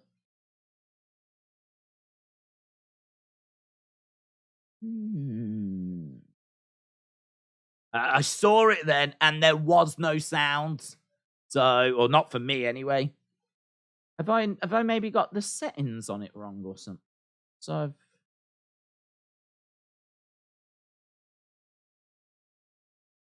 right, let me go over to the chat and see what that was. What it was? Nothing. Has it come through? Was it ages ago? What the hell was that? You see what I have to work with? Right, Rey Mysterio is making his way out. Boyaka Boyaka. 619. Right, Rey Mysterio is coming out. There it is. Eric, shout out to you. Said the Saudi Prince bought WWE. 2K23. It's an easy mistake. That could be it. That could be it. He bought WWE 2K23. Very good. Right, here's Rey Mysterio coming out. I've got another one going off. Still no sound. Mitchell said, do you have any clue on this pitch black match? Even watching Xavier's channel, the ads are filled with the ads. LA Knight is in them. No one seems to know. I did get tagged in a thing where someone found a 2004 pitch black campaign where it was something to do with a haunted house. I don't think this has got anything to do with a haunted house. So I don't. But people are looking. People are trying to find clues and things to figure out what a pitch black match is. I mean, my guess is that it is going to be. I don't think this is going to be cinematic backstage because I don't think you would have 60-odd thousand people watch a screen. Certainly not people that are going to want to see Bray live. Maybe the match might start backstage and be in a boiler room or something and then, find its way out. But I doubt it. I think it's going to be in ring. I think the lights are going to be out. I think there will be a spotlight on there or a lantern at ringside that illuminates it or, something along those lines. But no, very, very few. Well, no details.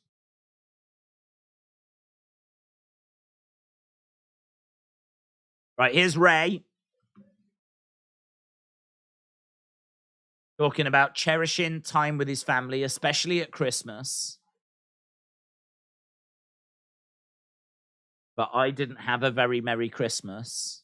Oh, Ray. Is that why he's wearing a black mask? It looks a comfy mask, doesn't it? It looks very soft.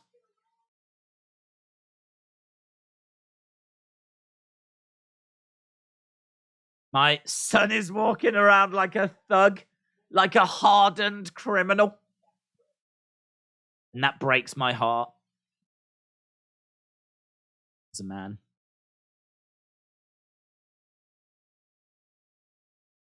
I'm pretty fed up with his BS. As a man, I'm pretty fed up with his BS. Won't let Dominic provoke me.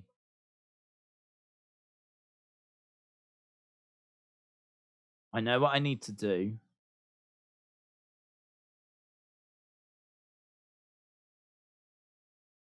He's going to enter and win the Royal Rumble. Oh, is Big Dom here? No. I thought Big Dom was here. I thought the ringleader, the prison rat, I thought he was in the house. The convict. Is this poor man's Dominic? We want Dom. We want Dom. We want Dom. This is like a poor man's Dominic and Rhea Ripley. This is like when kids cosplay as their favorite wrestlers. This is two kids cosplaying as Dominic and Rhea.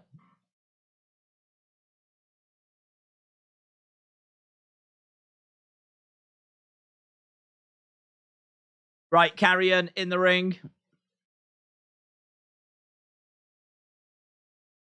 He looks like a detective from the DC universe. I can't remember the name of the detective from the DC universe, but he looks, he could definitely be in that role. with his leather jacket, his shirt, tie. Look at him. He could be helping Batman solve crimes.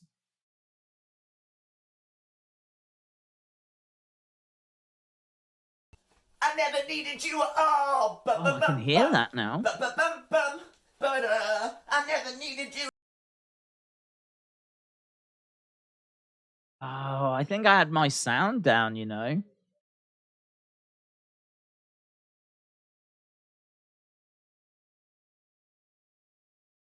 Right, Carrion talking to Ray. Mitchell said, at least Carrion dressed for his interview. He looks good. He's got the job. Got the job. Talking about Ray winning the Rumble. 17 years ago. 17 years ago. I was just 4. I'm sure that was a special moment for you. And I'm sure it was a special moment for your son. Hey, where's this going?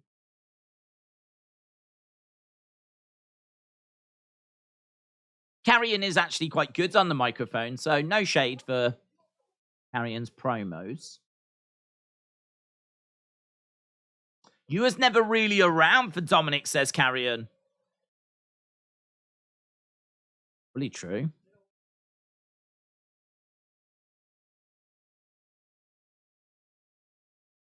At the end of the day, who do you hate more? Your son or yourself?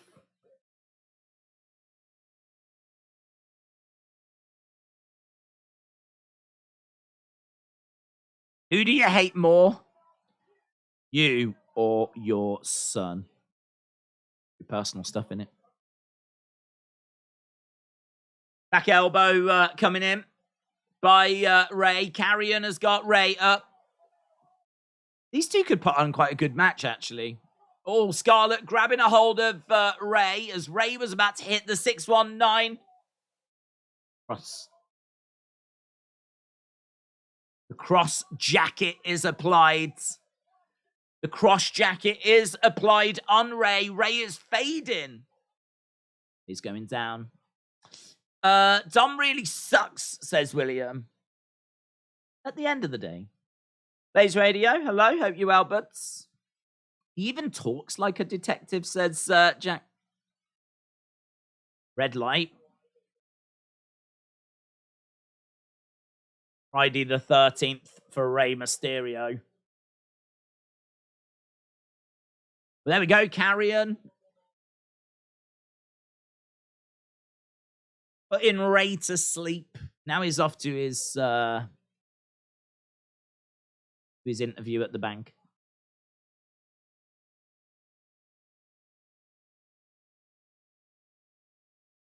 I think there was a little, they showed, oh, we're backstage here. Liv. Emma.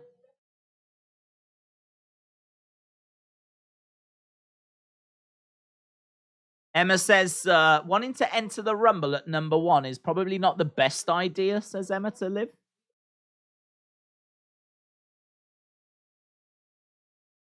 It's Raquel.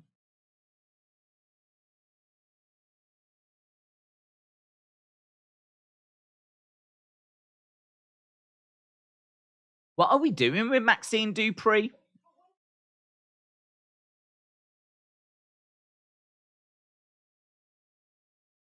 Someone... Raquel is excited for the Rumble. So are all 4 of these women going to be in it? Oh. Slap Raquel? It's a bit uncalled for.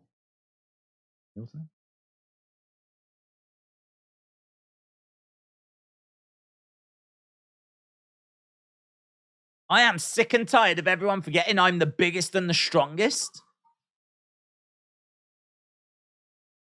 Liv laughs at her. Right, we got Xia Li coming out. So, women, Doubt, Liv, slaps, Raquel. Match. Right, here's Xia Li.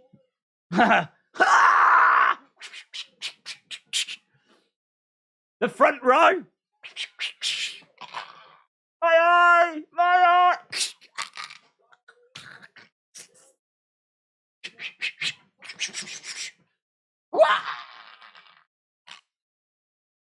Do you think they ever talk to her about that? Think they ever like say, please be careful? Oh my god, please be careful. And she makes her way down the entranceway. While she's wrestling in the background, all you can see is the front row. The front row in the entranceway just being led to ambulances. Just about 30, 40 people just with wounds. It's like Vietnam. Just like Vietnam. Wow. I've missed that. I've missed seeing Xia Li and her crazy entrances. Love that woman. Right. Muta should come back to WWE and manage Xia Li. They need to do something with Xia Li, don't they? They really do need to do something with her. She feels really directionless. Her doing this entrance and everything, she's been doing this. Well, she hasn't done it that much, but she's been doing it since she came up to the main roster. Remember when she came up, she was the protector and she was like looking out for people. And then I didn't really go anywhere. And now she's just been protecting catering. In all fairness, she's probably a really good chef. Like, if you imagine her standing behind the buffet as the superstars come down with their plates, and they're like, I'll have a bit of the beef, please. Bit of the beef, no problem. Like, can I have some pork? Pork, yep. Grab the...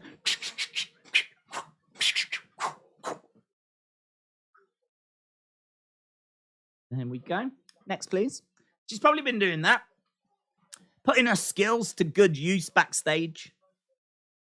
But they probably need to now move her back to the ring and do something with her. So, I'll have to see where this leads. Do you remember at the end of last year, she cost Tegan and Liv a women's tag title opportunity? She was the masked. Do you remember the masked person that attacked? Only a few weeks back. But we haven't done anything with that since. We haven't done anything with it. I haven't even seen Liv and Tegan be upset about it. I thought that was going to kickstart like a Tegan and Xia Li or a Liv and Xia Li type feud. Nothing's happened. I'm so happy Gunther won. I feel like I'm having another hypo, having to go and strip off. Okay, have fun. Edward said, Days, AJ is back next week for April 1st. We don't know who his opponent is, but there is rumors of Jermaine Franklin or Otto Wallen. I've heard Otto. I mean, those are just going to be, they're all right, but they're just warm-up fights, aren't they? So, probably makes sense, get him a win, make him look good, build him back up, build towards something bigger towards the end of the year, like August time, maybe? I don't think he's going to get 3 fights in this year, so it might be later than that, September, October. I think if you're fighting in April, you're probably only going to get in 2 fights. So maybe we get that and then Deontay Wilder at the end of the year. That'd be pretty good. Right, we are back. We got Xia Li in the ring. Oh, here's Tegan. Here's Tegan.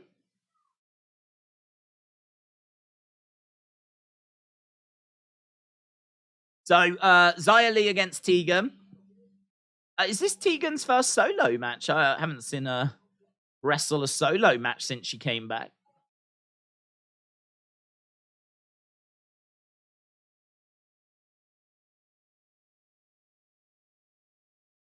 Tegan Knox versus Xia Li then.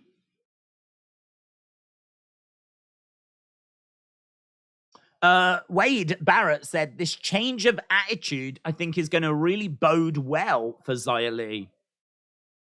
Tegan Knox throwing in some forearm strikes, driving Xia Li back. Uppercut, down goes Xia Li. Trying to pick up and slam Xia Li down. Tegan charging over. What do you think of WWE AEW merger? Not happening. I can't. The only way I could see that happening is if Vince is not involved.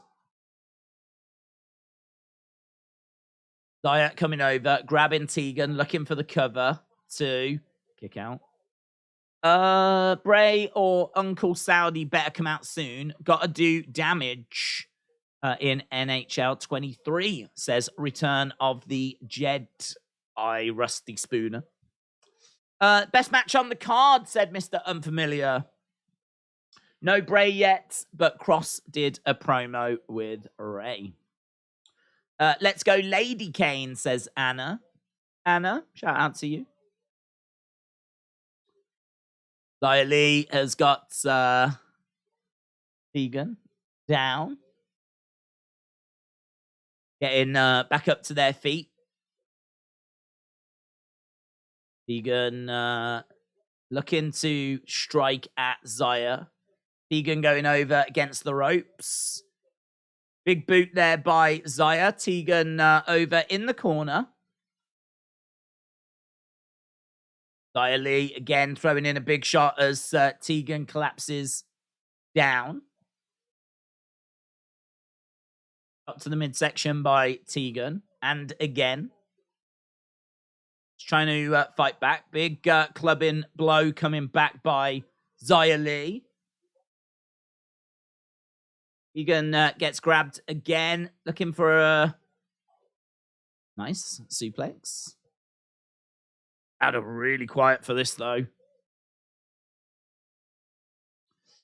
Braun is the biggest jobber ever, said Zoom Station. Are you excited to see John Jones fight this year?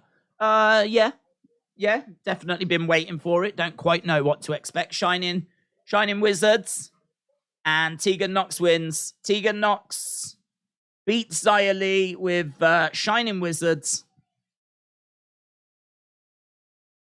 And she is pleased with that. Xia Li is frustrated.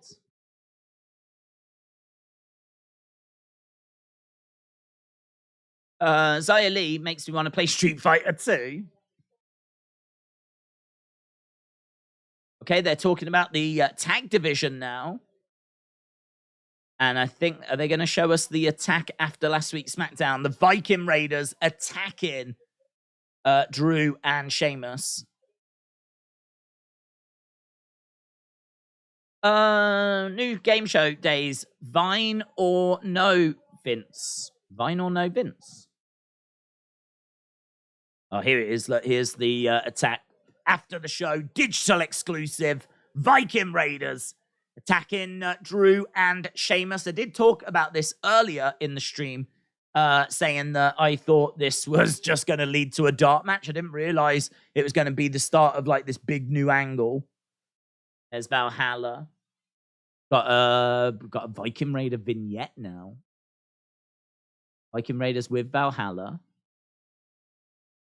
Gonna say something. Godspeak. I listen. We obey. She's the one in control.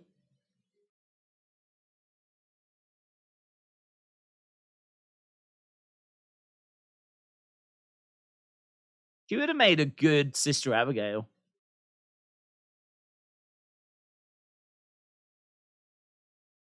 Drew McIntyre, Sheamus. Suffering awaits.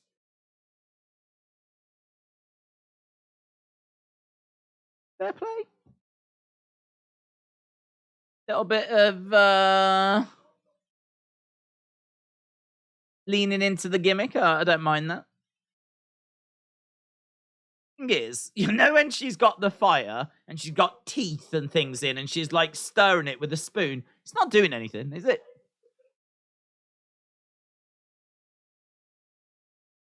We got Drew and Sheamus backstage.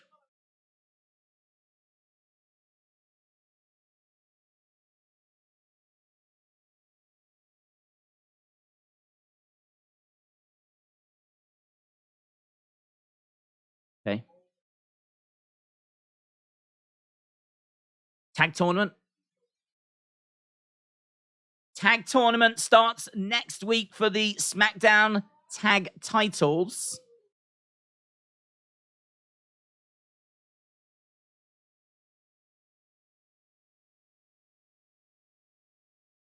Okay. Sheamus and Drew will be in that tournament next week.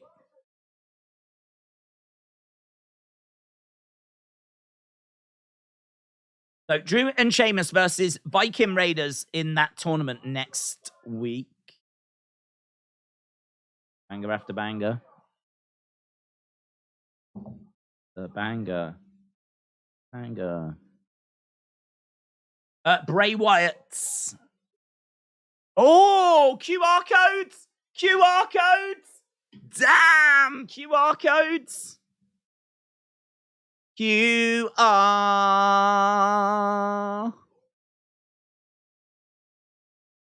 Right, we got a QR code, kids. Get excited. I wonder if I can catch it. Probably not. Let's try. We can try. Banger after banger. Yeah, I got it. It says, let me in. Here we go. I got it, you know. That's the first time that I've ever actually managed to get it. Let me in. Wonder if I can, Oh. What happens if I put it into the browser? I don't think it'll be anything that big.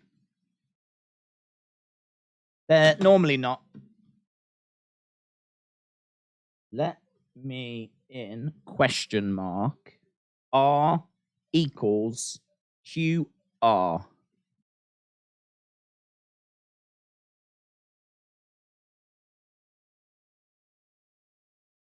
Why does that not work? QR. Here we go. Let's watch it. We can watch it together, guys. Should we do that? Bang, bang. Woo! Ooh.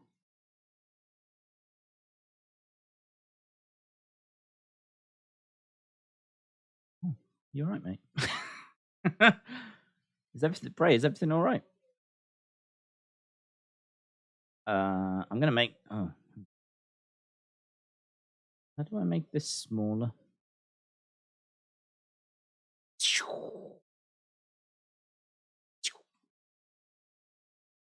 See you in hell. Let me in. Oh. So it's a clip. Is that it? It's just that clip.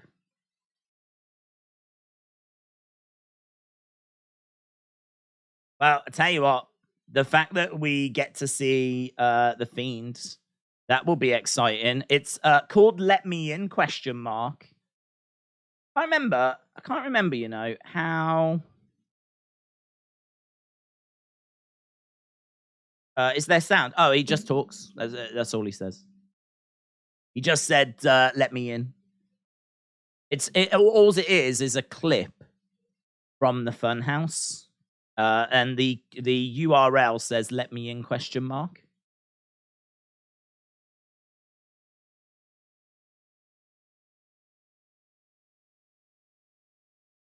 Let me do Control and U. Control and U brings up the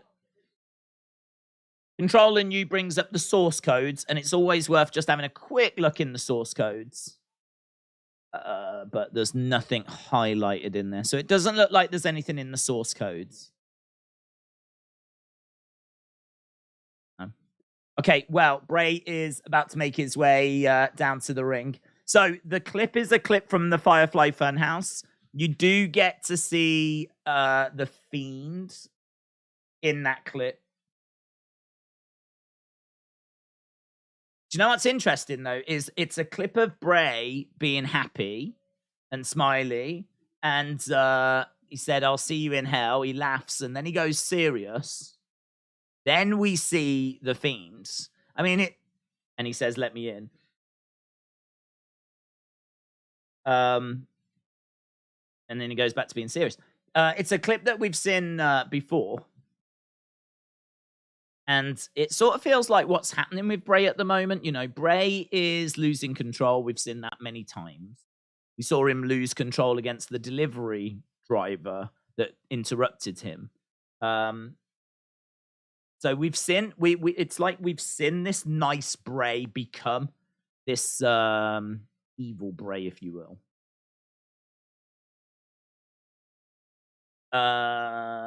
Fiend and Howdy showing up tonight. I could see Fiend against Howdy at WrestleMania. I could definitely see that. Get this lined up because obviously people are going to want to know what the QR code actually was. There you can see him smiling. He's just making his way down, so we're definitely going to be listening to this before doing any type of video. Then we've got this.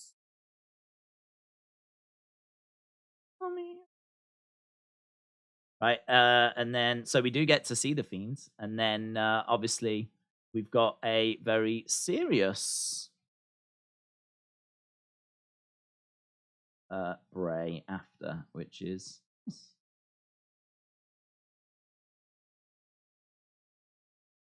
so those are the 3 stages. It starts happy, we get the Fiends, and then he's super serious afterwards. And the question in the URL is "Let me in?" ? Let me in? Right, Bray making his way down. Nice to have a QR code, though. Fiend is going to help Alexa. They're going to team up against Uncle Howdy. Is that a clip where he said, if you're not careful, he might even have something to say to you tonight, Seth?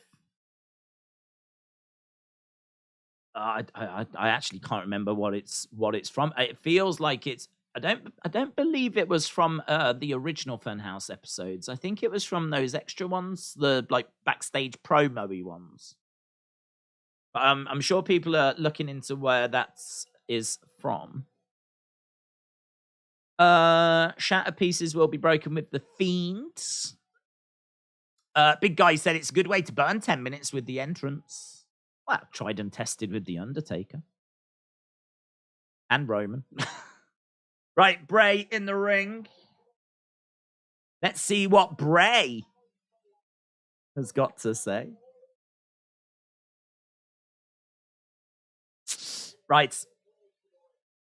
Right, mate. You are.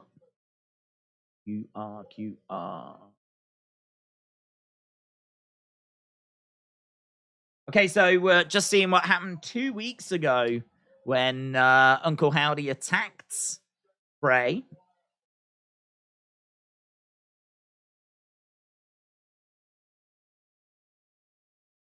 And there was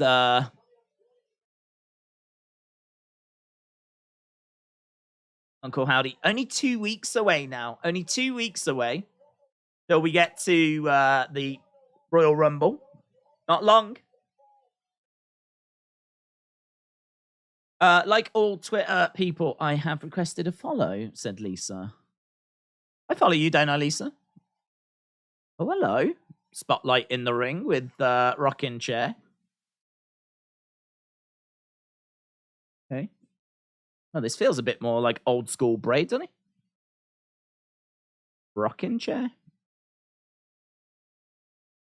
I feel, was there another QR code hidden in the Royal Rumble thing?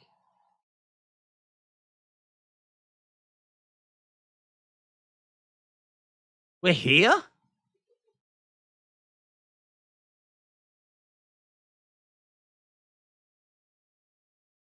Sometimes we forget who we are.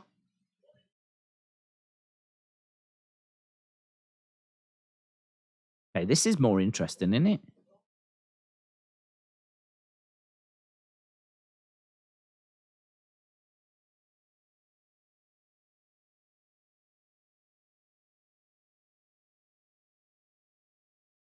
He says, you understand you've got a rebel in what you are.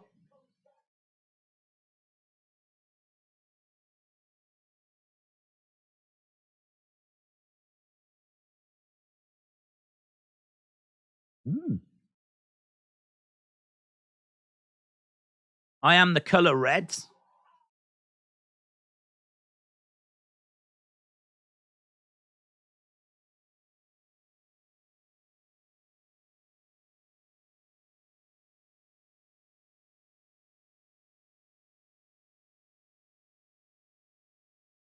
He says, I am Uncle Howdy.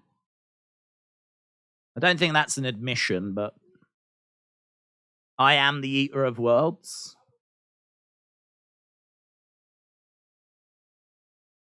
He said Royal Rumble will be his true rebirth.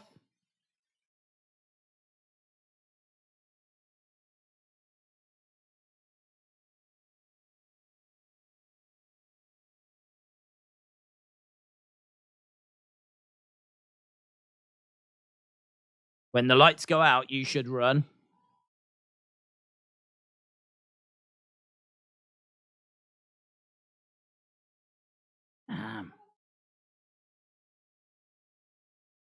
I mean, I feel like there's lots there to unpack.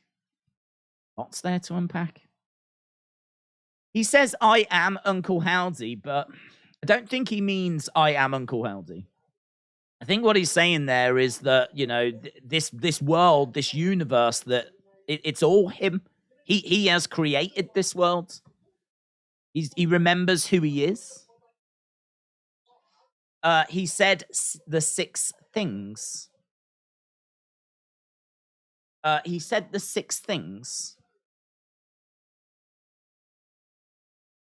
I'm going to stop my recording. I was doing a recording of that.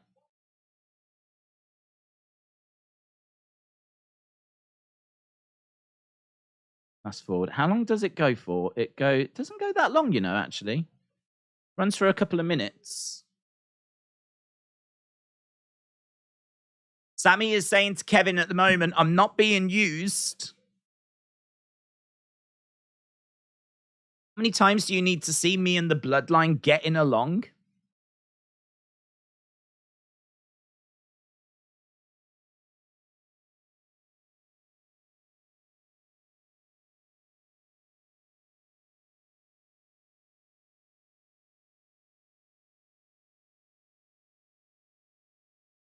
Okay, Liv coming out. So we're going to the Liv match next.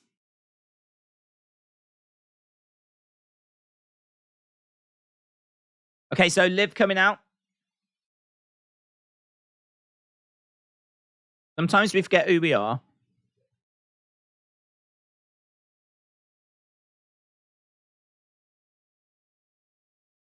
So sometimes we forget who we are.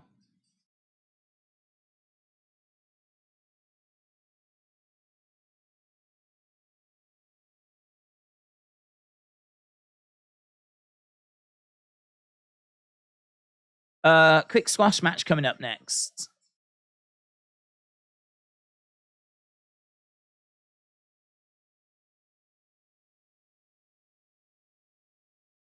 He said,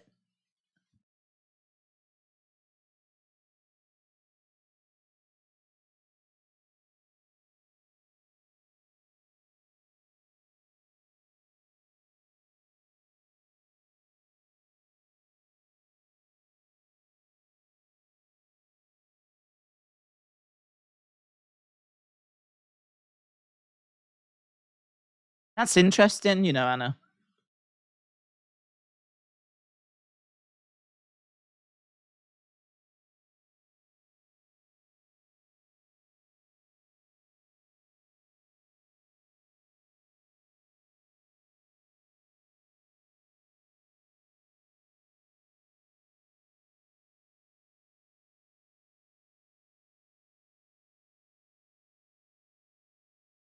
I am the nagging conscience of a world that's thrown everything away. Okay, I think Anna's onto something massive, you know. I agree with Anna. I think Anna's onto something absolutely huge. I want to listen to that again. I want to listen to that bit. I want to listen to this bit. I'm the color reds in the world of black and white. I'm the eater of worlds. I am Uncle Howdy. I am him, maybe the Fiend. I am the nagging conscious.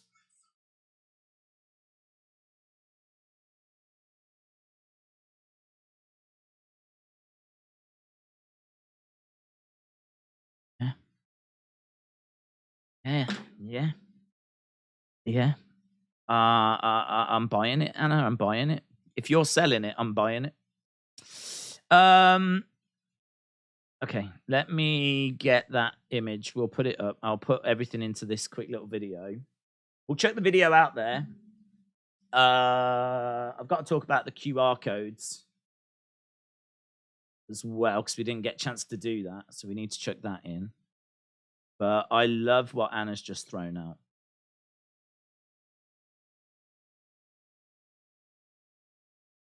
Massive segment coming out of SmackDown, and it started with an announcement that the Bray Wyatt segment was coming up next, and we got a QR code. Inside that QR code was an old clip of the Firefly Funhouse, and you could see that we had Bray Wyatt here, big smile on his face. Then we would get this Fiend image that you can see. Then we would get a very serious Bray Wyatt image. So that is clearly sending a message that the Fiend is potentially returning. Let's clip it over here. So on SmackDown, we got this massive segment, Bray Wyatt coming out, and there was a rocking chair, obviously conjuring up images of the Wyatt family. He would even sit down and even say, "We're here," very much reminiscent of what he used to say when he was the Eater of Worlds. And he would actually expand on that. Some of the stuff he was saying was absolutely fascinating. He was saying that sometimes we forget who we are. It takes something to remind us about who we are. And he says you need to revel in who you are. And so obviously that connects very heavily with what we've been hearing from Uncle Howdy. But a massive, massive shout out to Anna Dawes, who picked up on this really interesting point. I'm really into this theory. He mentions 6 different things that he confesses that he is. So he says he is the color red in the black and white. That makes you think of maybe the Fiends. That makes you think of maybe the Fiends. Obviously, the color red was very prominent during Fiend matches. So I am the color red in black and white. I am the Eater of Worlds. So that's obviously when he was with the Wyatt family. He says, I am Uncle Howdy, which I must admit, I didn't take that as a confession that he is Uncle Howdy. It felt more like he was talking about how he is responsible for all of this. Like, I'm Uncle Howdy. I'm the Eater of Worlds. I'm the Fiend. I'm the Funhouse. I'm the puppets. I'm responsible for all of this. But I didn't take it that he was saying that he was Uncle Howdy. But what I love this theory from Anna, because he does say 6 different things. And it could be that this is a confession that he is the Wyatt Six. So let's just list those 6 things, shall we? He says, I am the color red in the black and white. I am the eater of worlds. So that's the second one. I am Uncle Howdy. That's the third one. I am him. Now, we don't know who him is. Who's him? We don't know. Could be the Fiends. But the red one might be the Fiend. So we don't know who him is. I am him. I think Carmelo Hayes down in NXT refers to himself as him. I don't think Bray is Carmelo Hayes. Then he said, I am the nagging conscience of a world that has thrown itself away. I am everyone. Like, that one I struggle with. But obviously these could be quite cryptic because if he is explaining different sides of his personality, including some we haven't yet met, then that is why some of these you might be a bit like, okay, I know Eater of Worlds. I know Uncle Howdy. I can understand one of them relates to the Fiend. And then he ends, I am Bray Wyatt. Well, Bray Wyatt might be the person that we've been introduced to, you know, that more timid version of himself. That could be Bray Wyatt. So this is why we've got like a few bits in there that we can look at and go, don't know quite how that fits. Like, I am the nagging conscience of a world that's thrown itself away. That very much could be a character we haven't been exposed to yet. We still don't know who Uncle Harper is, for example. So Uncle Harper could be the nagging conscience of a world that threw itself away. Until we're introduced to that character, we don't know how that's going to represent or what that's going to represent, how it's going to show itself. We've met Bray Wyatt. We've met Uncle Howdy. We've met the Eater of Worlds. We may have met the personality that represents the color red in a black and white world. That might be the Fiend. I don't know that we've met him, but that could also be the Fiend. That one might be the Fiend. I do love that theory that he has just listed 6 different sides of himself. And obviously, we've been trying to work out Wyatt 6 and what Wyatt 6 represents. So that is a massive shout out to Anna Dawes. Massive shout out to Anna Dawes because it's nothing but a theory, but I really love that theory. I think that's really, really interesting, and it would go some way to explain maybe a little bit more about what he was talking about in this promo. So he talks about how Royal Rumble is going to be his rebirth as well. So that very much gives us something to look forward to. So yeah, let me know your thoughts about this big, juicy segment from Bray Wyatt. Very good. Very good. I did hear we got a super chat as well. Let me see if I can find... I don't know, I'll be able to track it down. There we go. Ron said, the old Bray is back. The old Bray is back. Right, we have got Liv just getting back into the ring as Raquel Rodriguez is on the outsides. So Raquel Rodriguez on the outsides as she was just smashing her head into the turnbuckle, by the way. I did watch her doing that whilst I was just talking. So she seems to be a little unhinged herself.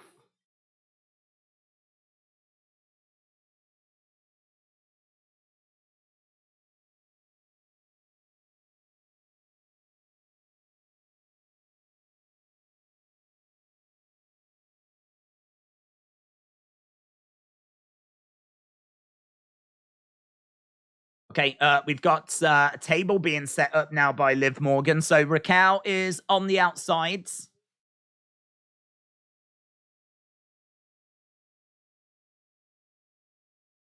Liv is setting up this table. We saw Liv actually at the end of last year getting more extreme. Do you remember her little feud that she had with Sonya Deville? She had a great little feud with Sonya Deville. And she was starting to get a lot more extreme. She sort of seemed to settle back down a little bit when she went into that tag team with Tegan Nox. I wonder if this is her sort of getting back on track with where she was before Tegan returned. Because it did seem like they were trying to position her as being more extreme. She's looking for crossbody. Raquel is picking up Liv. Got Liv up, slams Liv down. 2, 3, and Raquel gets the win, you know. Raquel beats Liv. I think that's quite a surprise. Wasn't expecting that. I wasn't expecting Raquel to beat Liv. She swatted Liv away. Big power bomb in there, and then covered her. Managed to get the 1, 2, 3, and that's a big win for Raquel Rodriguez. Liv Morgan, just a champion only last year. That's a good, credible victory for Raquel. Doesn't really do much for Liv, though, does it?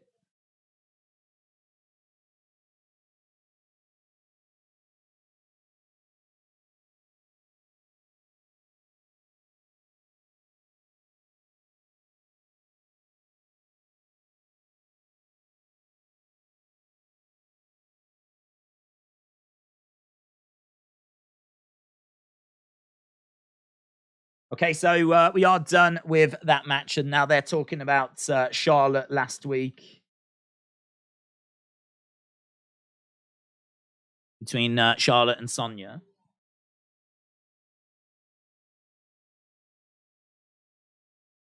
I wonder if we will get anything more Bray. We haven't had anything Uncle Howdy tonight, have we?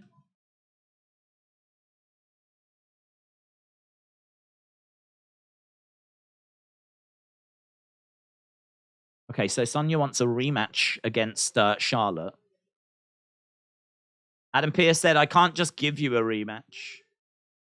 I feel like we might get a Funhouse episode next week. Yeah, I mean, we could be digging into his history now, definitely. We could be digging into his history. Jake Campbell said, I genuinely think we could see The Fiend soon. Yeah. Yeah. He remembers who he is now. Yeah. He remembers who he is, and that's quite exciting for where this story is going. I think it's going to really wake people up to this story, you know. I think people are going to really get excited about this because people want The Fiend, they want the Funhouse, they want this, like, the story's been quite slow, and it feels like now we've definitely woken up. So, yeah, we could get some really exciting stuff coming up now. We could get some really exciting stuff. Jake, I can see you sent through a couple of super chats, but I found your one about The Fiend coming soon, but I can't see the other one. Can't see it. I don't know if it was a while ago, but can't see it. Let's see Ron's. Don't know. Yeah, put in the chat, dude, whatever it was. Sadly, it passed me by. At the Rumble, there's going to be some sweet chin music, said Robert. Move on. We don't want The Fiend, said Whisperance. I don't mind The Fiend coming back. You know me. I'm just not a fan of the supernatural stuff. That has always been my only concern. When we first saw The Fiend, I loved him. Loved him. It was only towards the end when things got more and more supernatural. It's hard to know, though, if that was more to do with the time than the character, because obviously at that time we were in lockdown and there was lots of cinematic matches going on and there was lots of things weird that were happening that you wouldn't really normally expect to see. So I know that many people out there absolutely love that stuff and love The Fiend doing that stuff, but it just, you know, it's no secret it wasn't for me. It's only ever been my only problem. I mean, other than that, I'm quite happy to welcome The Fiend back with open arms. And we'll see. Yeah, I'm totally down for seeing where this story goes. I really enjoyed that promo from Bray.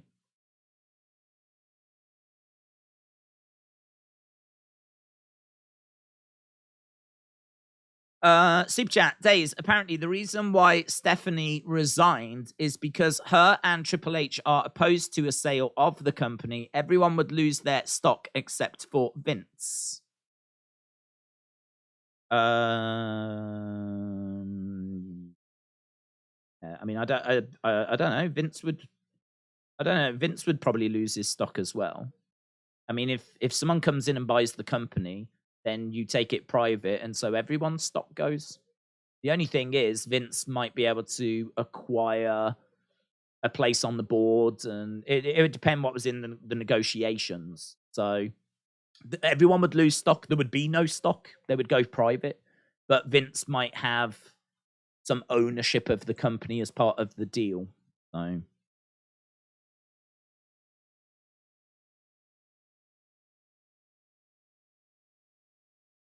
A psychological version of the Fiend. Yes, please. I honestly, I think that would be like. I mean, look, I don't want to get into this whole conversation again because we've been down this road so many times, but I genuinely think that would be even scarier. I think that would be even scarier. I think the fact that you've got someone psychologically damaged that just knows no boundaries, doesn't have the ability to stop, doesn't have the ability, doesn't have any sympathy or empathy, doesn't have those feelings, it's just not wired correctly, not thinking, like, they're unpredictable, you don't know what they're going to do. Like, psychologically damaged Fiend would just be, that's yeah, it'd be incredible. Be incredible.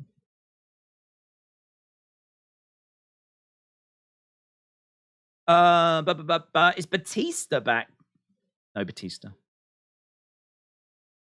No Batista. We are at commercial break right now. And we are about to go back from commercial break right now.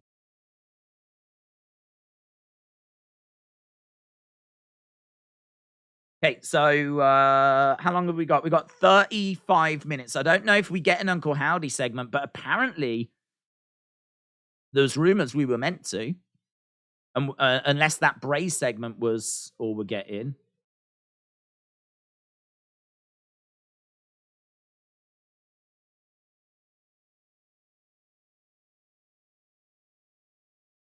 I can't get excited because Vince will burn it down. No, I don't think he will. I mean, don't forget, Vince was in charge when we had Vince was in charge when we had the Fiends. So I don't expect Vince to burn this down. Burn it down. Charlotte backstage attacking Sonya.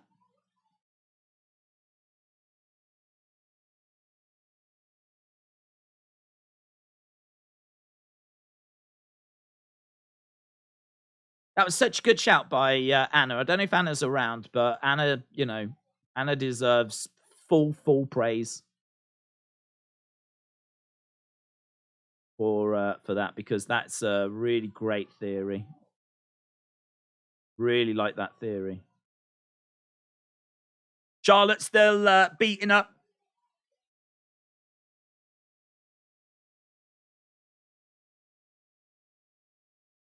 Trying to grab a hold of Sonya's arm. I want to know whose job it is to throw the metal pipe off screen every time someone is thrown over a crate.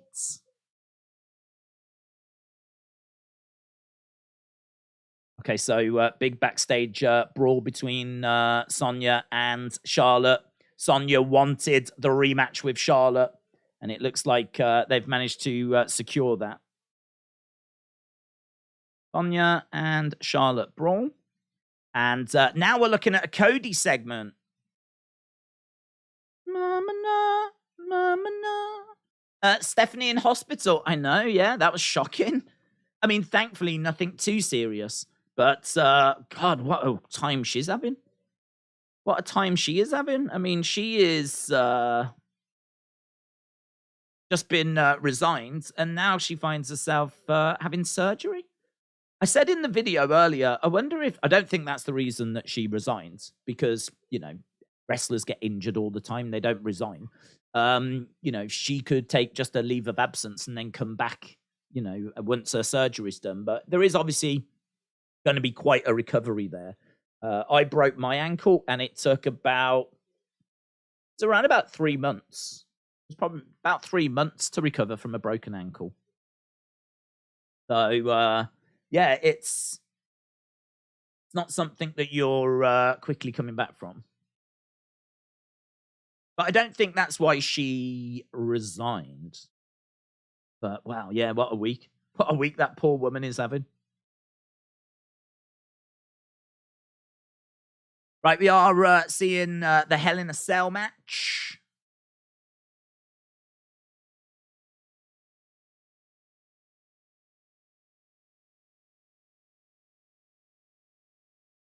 Hell in a Cell match between Seth and Cody.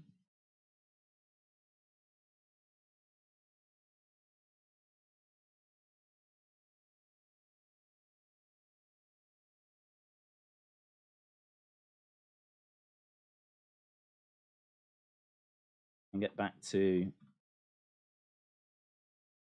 chat. Hello, Michael. Hope you are well. They've already hinted at Bray's psychological with the form. That's true. That's true. One of the QR codes did lead us to Bray's psychological form. That's a really good shout. Yeah, that is true. Again, you know, if we are heading that way, I think it'd be brilliant. A psychologically damaged.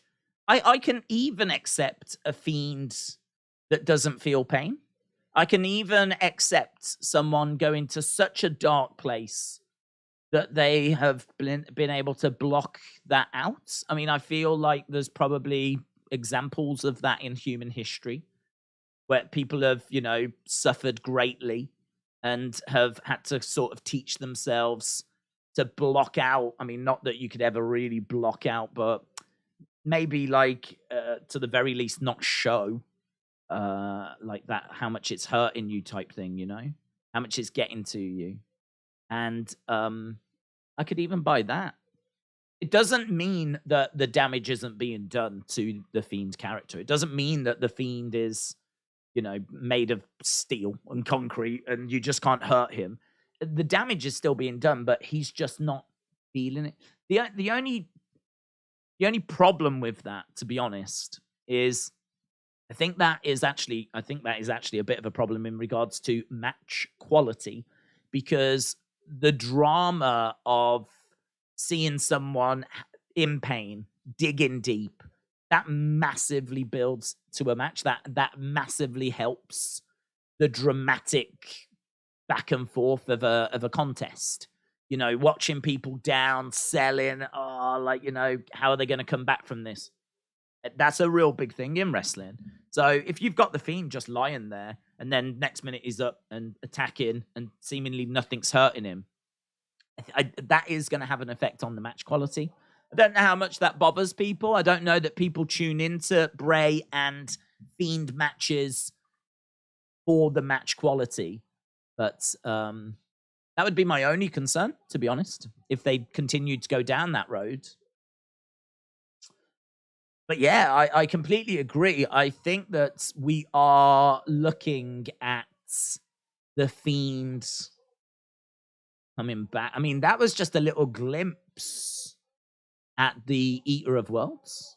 So why can't we have a little glimpse at the Fiend? And why can't we have a little glimpse at the Firefly Funhouse? Why can't we have a glimpse at some of the other personas? When are we going to have a glimpse of Husky Harris? That's my question. We've been denied for far too long. For far too long, we've been denied. Husky Harris. Days, what was the QR codes? QR code was just a clip from the Firefly Funhouse. And it was... I mean, have I still got the images? Yeah, it was this. So it was an old clip from Firefly Funhouse, and you basically had Funhouse Bray, and then you know, over the top. I don't think he was wearing the mask. I can't quite tell how they did this. I think what they did, looking at it, was they took an image of the Fiend and they sort of superimposed it over the top. I don't think he actually put the mask on. I think it was in editing. They superimposed the mask over the top. And then he went back to being like, well, he went serious then. So you could see, I mean, look, in the context of what followed, it makes sense because he just spoke about reveling in what you are. He just spoke about revel in what you are. And he then listed what he is. He is this world. He is all of this. Now, whether he actually means I am Uncle Howdy, I am the Eater of Worlds, I am him, I am all these things. Now, whether he actually means it that way, I don't know. We know this is his universe. He is the creative force behind all of this. So, you know, is it him saying, I am responsible for this? Even if he's not, it's so hard to explain because I'm not even saying that he's just walked out and said, guys, I'm behind all this. I'm not saying that he's saying that. But Uncle Howdy, for example, wouldn't be in WWE if Bray wasn't in WWE because in kayfabe, Uncle Howdy has got a problem with Bray. He is attacking Bray. He's coming after Bray. He wants Bray. So if Bray wasn't in WWE, Howdy wouldn't be in WWE. Forget the fact that it's Bray's idea. I'm not even talking about that. I'm just saying if there was no Bray, there would be no Uncle Howdy either. So in a way, he is responsible for all of these things. They are living on this show. We are witnessing them because of Bray in pretty much every sense of the word. So when he says, I am Uncle Howdy, I really don't know that that is the confession that some people are going to take it as. I really don't know that that is him saying, right, guys, just so you know, I might as well come out and admit it. I am Uncle Howdy. Right? It wasn't presented that way. It's sort of more saying like, you know, I'm responsible for this. I am this because he's here because I'm here. That's sort of like one way I think you can interpret it. I'm not saying that's what's happening, but I'm just saying that that is one way that you can interpret it. He is responsible for Husky Harris. He is responsible for Firefly Funhouse. He is responsible for the puppets. He is responsible for the red lighting during the Fiend matches. He is responsible for Uncle Howdy. He is responsible for anything that's been connected with him. He is all of these things, and he needs to revel in what he is. He is all of these things, which is why I love Anna's theory that he has just listed by chance 6 things that you know could be the Wyatt 6. The only one of the 6 that he listed that made me go, don't know, is that I am the nagging conscience of a world that's thrown itself away. That's the only one that made me go, I don't know what that means. He seemed to follow it up with I am everything. I am Bray Wyatt, but like, no. But as I said in the quick little video, that could be a character that we've yet to meet. That could be Uncle Harper. I mean, I don't know what Uncle Harper is. He's going to have a bad match at the Rumble. That's what he is, said Whisperance. I believe the Royal Rumble, they should do what they did with Santino with Prison Dom, said Dominic. Okay. JP said they have already started the match during commercial. No, we've got Sammy coming out. Sammy's in the ring. And Kevin Owens is making his way down. So contract signing next week. Tag title contenders tournament next week as well. Who was considered the conscience of WWE all these years? Undertaker. Not lightly, but just saying, said Chris.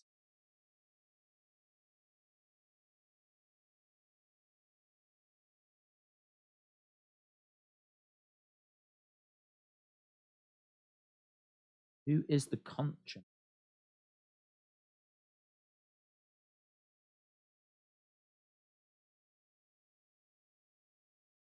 Yeah.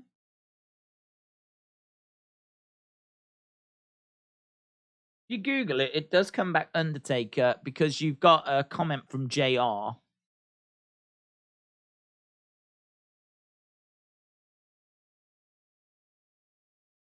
I never needed you at all. Ba-ba-bum-bum.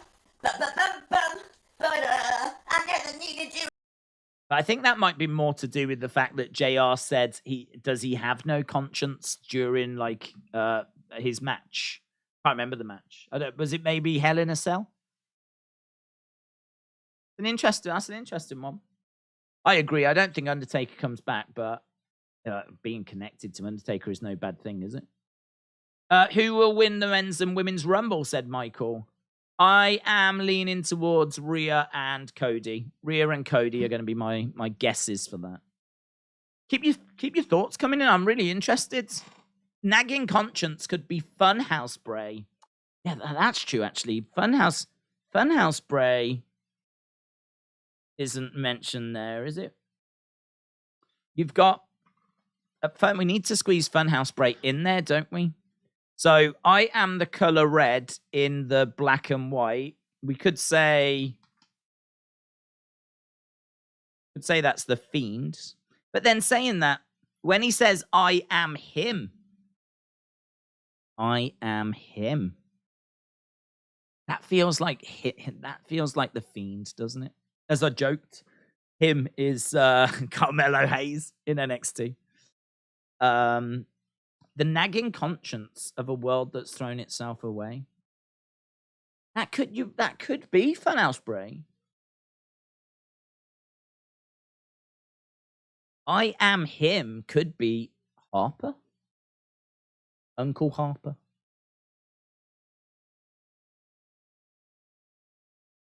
I am him.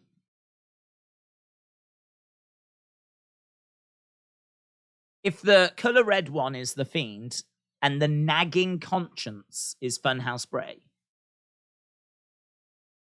then you've got Eater of Worlds and you've got Uncle Howdy and you've got Bray Wyatt.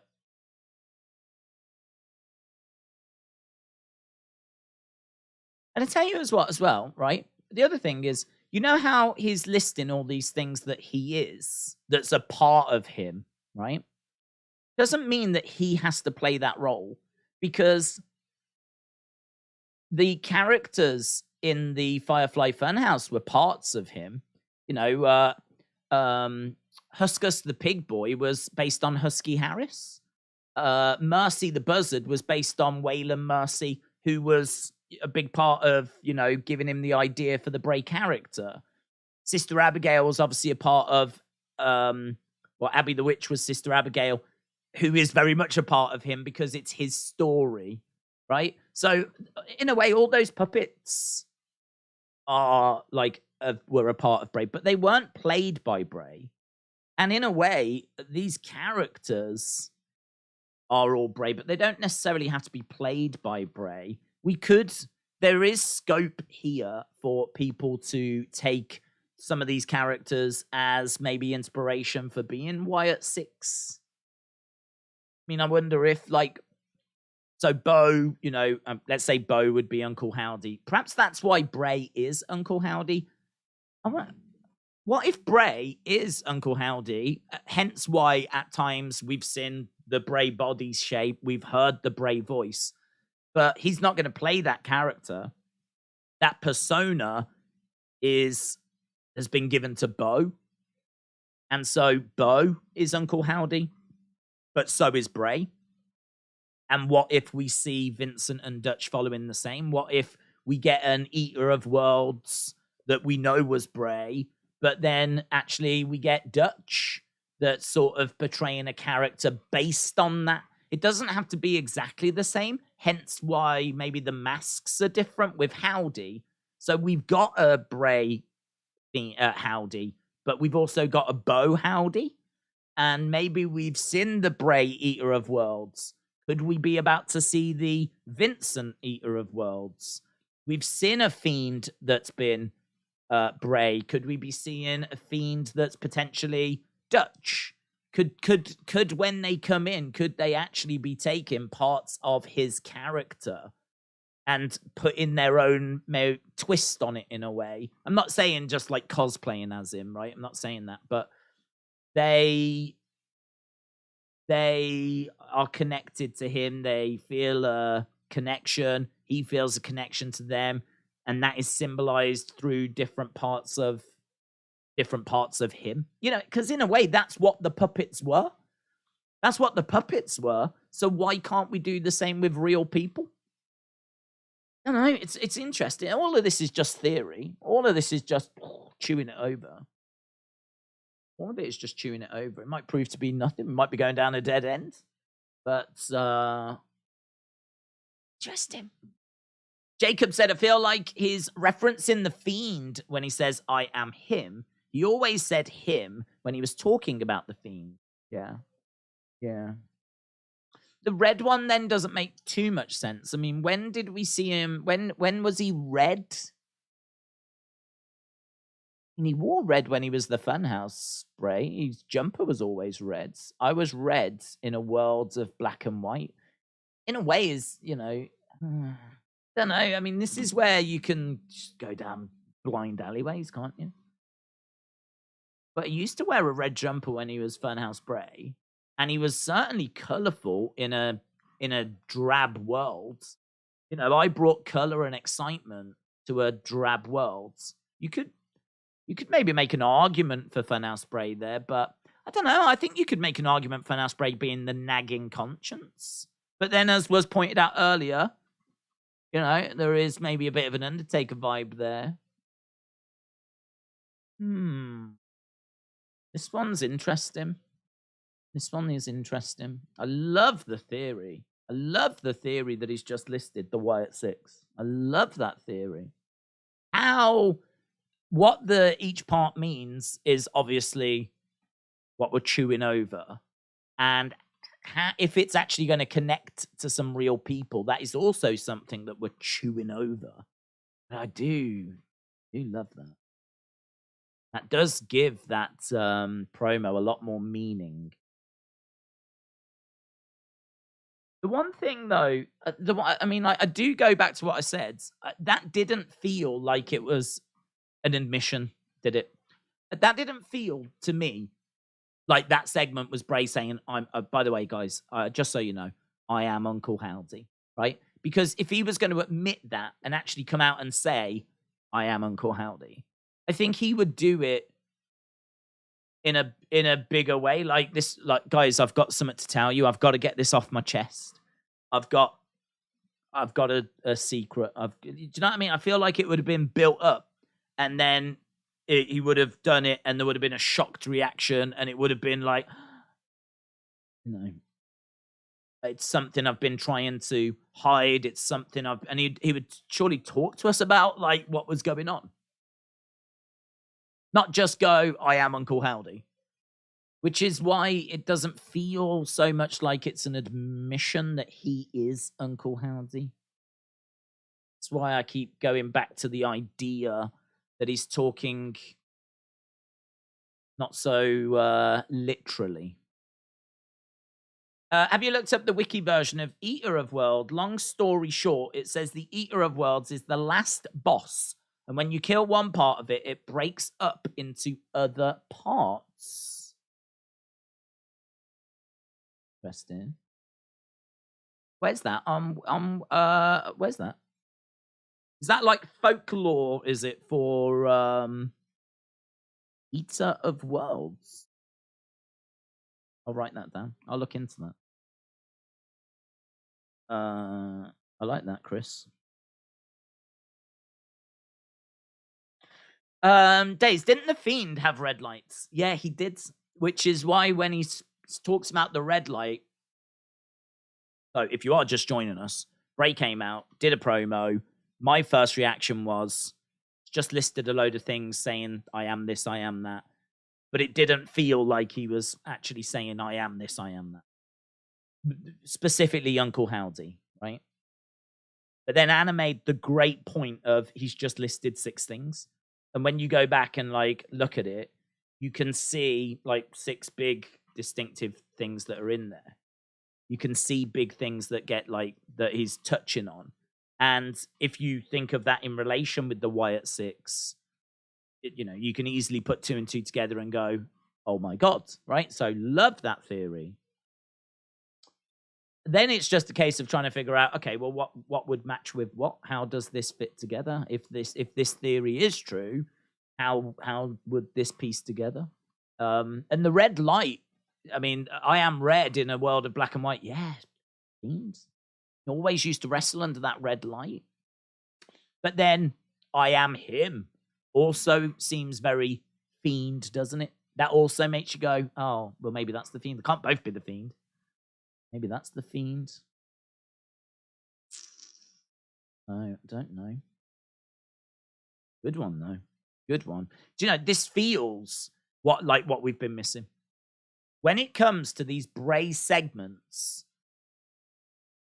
like to see something happen and not really have something you can get your teeth into after, like, Uncle Howdy's backstage, something like this, right? You can go, oh my God, Uncle Howdy was backstage. Who do you think it is, right? That conversation will last all of 2 seconds as people go, I think it's Bo. I think it's Vincent. I think it's Bray. I think it's Dutch. That's it. Yeah, that's pretty much the end of the conversation. There might be did you see he's got this tooth and it looks a bit like this tooth? There might be a little bit of that, but there's not really much that you can dig into. There's not really much that you can get your teeth into. Whereas this promo, completely different ball game. This promo, you can sit there and just ponder over it, can't you? And you can really get your teeth into it. So much better. Exactly what we needed. It's been a while. It's been a while since we had a segment like this come from Bray, I think. As we said, we've been seeing a few more physical things from Bray where he's come out and, been attacked or done this and done that or whatever. And I think that this is much more engaging. I think this is one that people can chew over, debate over, theorize over. Adam said Bray's entrance is taking us into his mind, and the characters are manifestations of his imagination. Carmen Live said, did you ring in 2023 by staying up at midnight? I was asleep. I went to bed just after 11, and I woke up just before 1. I didn't go to bed on purpose to miss it. I legit forgot it was New Year's Eve. It's not something that I really care for, to be honest, clearly. We've got an advert here for Monday Night Raw.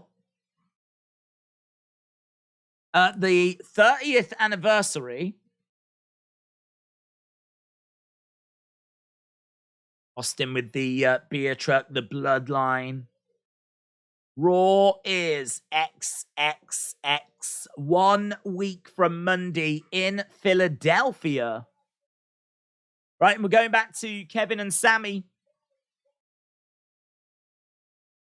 Raw is XXX.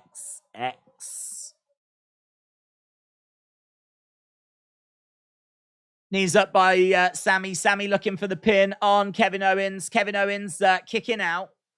He did say he would be reborn at the Rumble, and he also said on the Firefly Funhouse about the Fiend, said Jacob. Niall said, what if we get these versions of Bray in the Rumble, similar to Mankind, Mick Foley, and Dude's Love? I don't think he'll be in the Rumble. I mean, eventually we could do, but I think he's going to...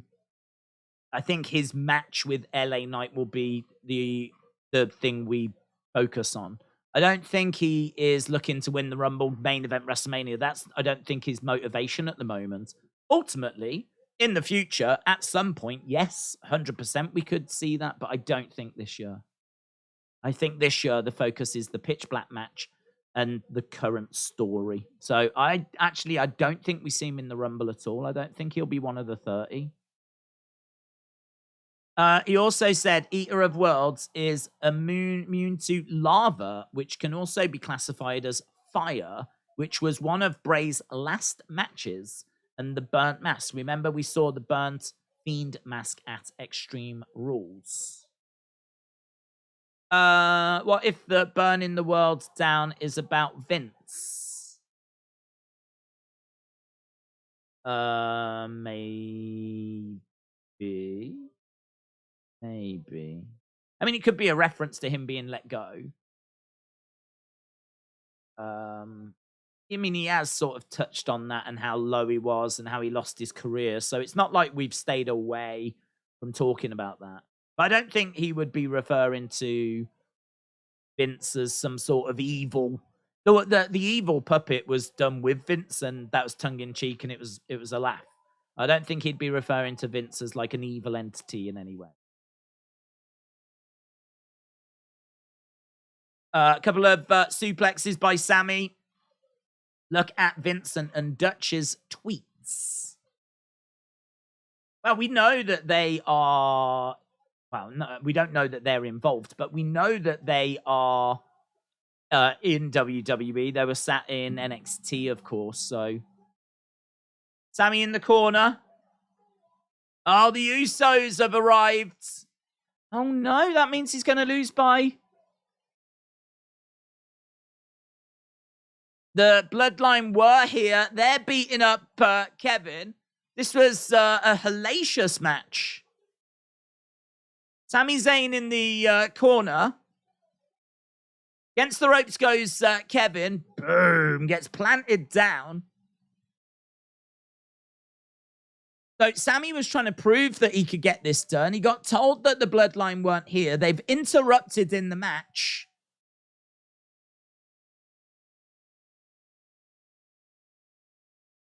Yeah, it's not about winning the match. Oh, what's happening? Sammy's not happy with this.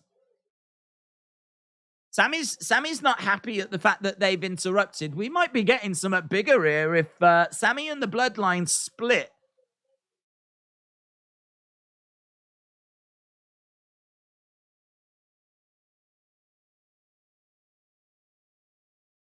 So Bloodline attack.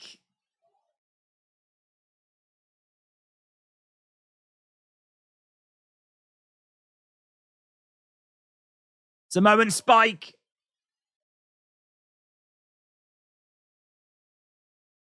So I think Sammy was trying to prove himself and show that he could win this match. Bloodline have come in.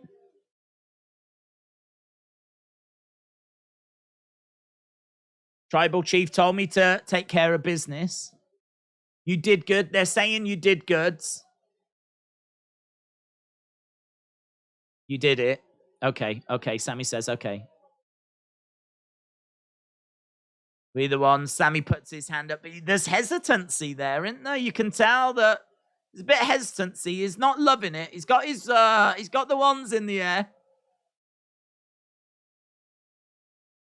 Booze. How long we got? 4 minutes. We've still got quite a bit of time here. We've got Solo. Solo's going to splash into Kevin. Solo. Big splash.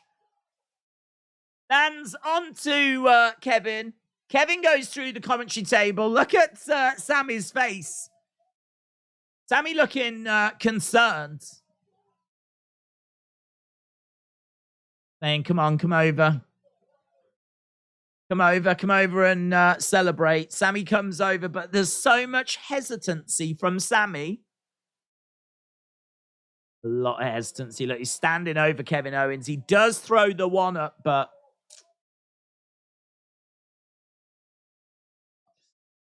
putting Solo over huge. The art of Sammy's subtle performance is great. It's the best story in wrestling, said Darcy. I'm guessing Roman will pull him up on this, said Dortnight. Yeah, maybe. Like, you didn't look that happy, Sammy. Sammy can easily explain it, though, by saying, I wanted to prove to you that I could do this. I wanted to prove to you that that you could trust me. Like, I didn't need the Bloodline. Sammy throwing up the wands. This is how you tell a story that goes somewhere, unlike Bray B. Very good storytelling going on, said Erasure Minds. Sammy kicking Kevin as the show comes to an end. But the conscience part could be about Alexa. Conscience part could be about Alexa.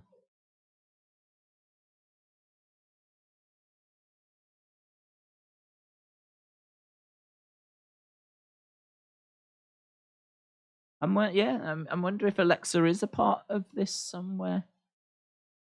I wonder if she does fit in. She's not Eater of Worlds. She's not Bray. She's not Uncle Howdy. She's not him. Bray referred to Luke Harper as the light in the darkness. So red in a world of black and white. Could that be Uncle Harper? Said Melissa Rose. I mean, Uncle Harper, I feel, could be in there. The nagging conscience of a world that's thrown itself away. That's at first made me wonder if that was Harper. Right, let's go to the scores. So much to ponder, so much to mull over and think about. Let's go start a poll. Scores. 8 to 10. 7 to 7, 7, 5. 2, 6, 7,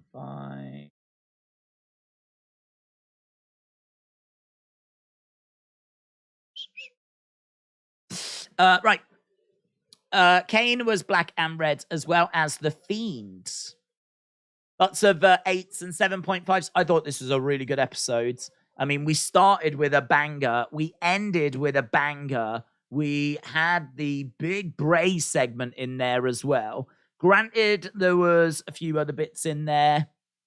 I mean, I didn't manage to catch loads of Raquel and Liv, of course, because it was right after the Bray segment. But there was a lot. There was a lot to get our teeth into. Xia Li, Tegan seemed a bit flat, but I mean, of course, it did. I think that might have been the match straight after, or the match after the Gunther one. So, I mean, that's a hard thing to follow. We did get Carrion and Ray. That's all right. That was all right. I think all in all, we got some banger matches, some banger segments. And I thought this was a really good show. It's one of those shows that you're pleased that you watched. Definitely pleased that I was able to catch it. One of those that you wake up tomorrow and like you read about everything that happened and you go, damn, I need to check the highlights of Gunther and Braun. I need to check the highlights of Sammy and Kevin Owens. I need to watch that Bray segment. Like, there's a few things that you definitely would want to have seen. I Am Red in a World of Black and White was a quote from his first run. It's him coming back to cult leader. That's interesting. Canadian Kid said, Bray said that the Rumble will be reborn, which is what he said on the Funhouse. I think the new Wyatt family has come together and Bray said he's howdy. I think he'll appear on Raw. Anna said, that goes alongside my thoughts on the nagging conscience infecting Alexa, and then Alexa becomes that. Because most of the Alexa changes are straight after she loses herself momentarily.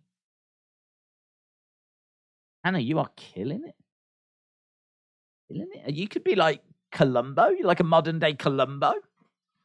Anna, I'd watch the Anna Dawes detective TV show. You could be the new Jessica Lansbury. You could be the new Murder, She Wrote. Days is WWE shut down forever. Yep. Shut down forever. Cynthia, shout out to you. It's going to be a new version of Bray at the Rumble. Someone found a QR code before Bray Wyatt segments. Yeah, I think there is one. I think there is another QR code, potentially, because I don't know if that's true, but there seemed to be one just before the Pitch Black match was announced. There did seem to be one just before the Pitch Black match was announced. I have that as a clip, actually, and it was something I wanted to go back to, but I can try and do it now. might be another one that's that is. It was here. Let me see if I can find. There is a moment on screen where something flashes up, which he's walking. Do you know what? I'm looking at it, and it might just have been the graphic from the Rumble that sort of looks a bit QR codey. QR codey. That could be Cody Rhodes' new gimmick. QR coding.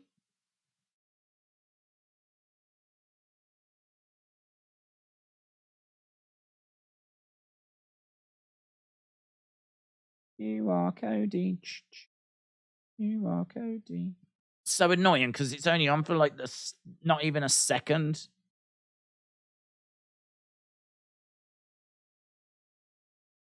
Can't pause it on it. I'll try and pause it and show you. Did someone actually find one though? It's between images just before Bray's logo. Is this this is extra, is it? See, I've got this is the closest I can get, I think. There was something I saw that was there that was starting. You can sort of see it starting to show itself, but I mean, it's only on screen for a split second. Now that I'm looking at it, I don't think it is, but that is black and white, and it flashes up for a split second, and then it goes away again. And I did look at that and go, oh, was that another QR code? But now I'm looking at it, it doesn't look to be in a QR code pattern. But it is actually, you know, it is just before his logo, like you've just mentioned. I don't know that that is a QR code. I think that might actually be part of his logo. Oh my God. I don't know. I'll have to look into it. QR code did pop up before the commercial. Yeah, there was one, but I don't know if there's another. There was one that was obvious that we scanned and we looked at. But then just before we go to him in the ring and he does his promo, there's a few flashes of like black and white. And I mentally had made a note to like, oh, go back there because that could be something else. But looking at it now, I don't think that it was. But if you're telling me that someone has found a second one then and scanned it and it is, then I'm obviously very, very interested in that. Do you think Bray will mention Braun or Barrett soon since they are on the same brand and Wyatt has a pass with them? Yeah, well, I mean, eventually I think we can get to things like that. I don't know what's going to happen with Wade Barrett, though. I like Wade Barrett, but I think he's going to go as soon as Pat comes back. So I think Barrett, we could end up losing, unfortunately, which I think is a real shame because I think he's been really good. And his history with Bray would be very interesting. Who knows? I mean, does he go? I've got to think I don't think Booker's been very good in NXT at all. So I think Wade will probably go back to NXT. So that might put a dampener on that one. In regards to Braun, yeah, their paths will surely cross again. Cool. What if all the Wyatt 6 members arrive at the Rumble during the Pitch Black match? Can definitely see that. Do you remember when he first arrived at Extreme Rules? I mean, that could be a Pitch Black match. You know, lights out, crowd have all got the Firefly, you know, their phones, basically. And then we got, like, you know, the puppets, didn't we, in different parts? I mean, we could get that moment again where instead of it being the puppets this time, it is the arrival of different people. Interesting. And, you know, maybe Alexa is one. Alexa has been recruited as being one of those people. And we get Vincent, we get Dutch. We've already got Bo.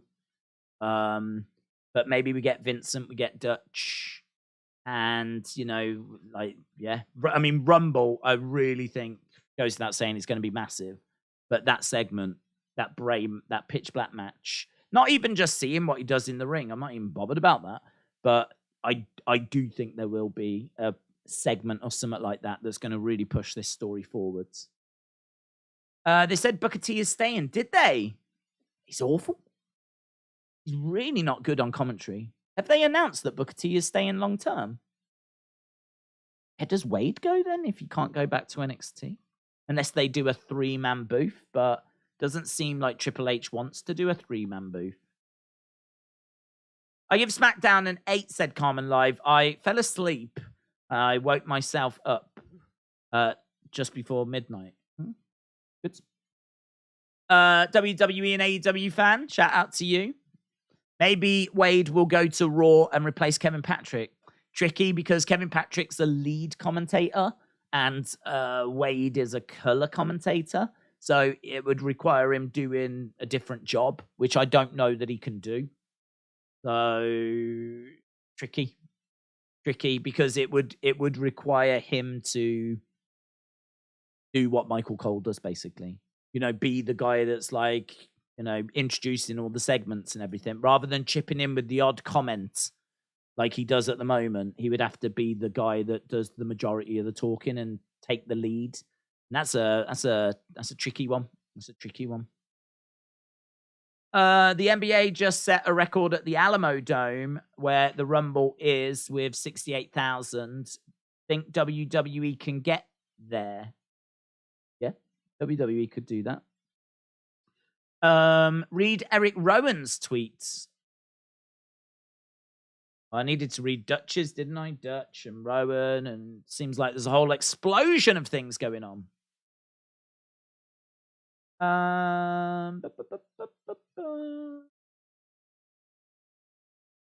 Did Bray just hint that Edge is part of this? I am red. I am the color red in a world full of black and white is Bray Wyatt on SmackDown from March 2014. Remember what Bray said at the end of the segment, when the lights go out, you should run. Uncle Howdy was an extension of Wyndham that allowed him to become Bray again, and shattered pieces somewhat fall into place. Food for thoughts. Perhaps the nagging conscience Bray was talking about is Sister Abigail, as he mentioned her frequently as someone that would guide him in his youth. That's nice. Who's that? Sammy. I like that. Trying to find these tweets. I do need to go. I need to do the reviews and all that kind of stuff. If I am the missing link between the pig and the divine, then I shall cast the... I don't care about these. I don't care.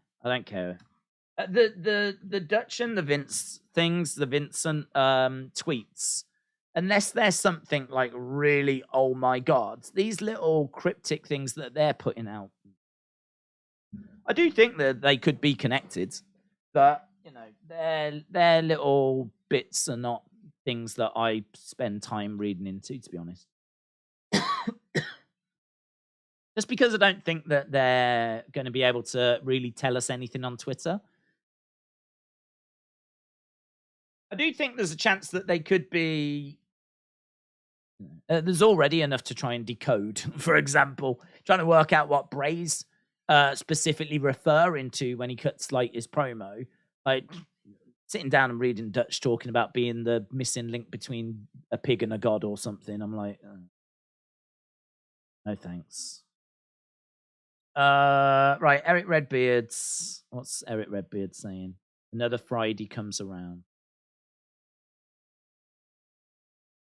These don't do it for me, to be honest. They really don't. I'm so focused on like actual segments on actual WWE TV and what Bray is saying and what he could be hinting to, that like looking at like unless Rowan's going to come out with something that's really heavily connected and it's really going to like make you go, oh, okay, that feels significant. Like all these little... I mean, Rowan's been doing those kind of tweets for quite a long time now.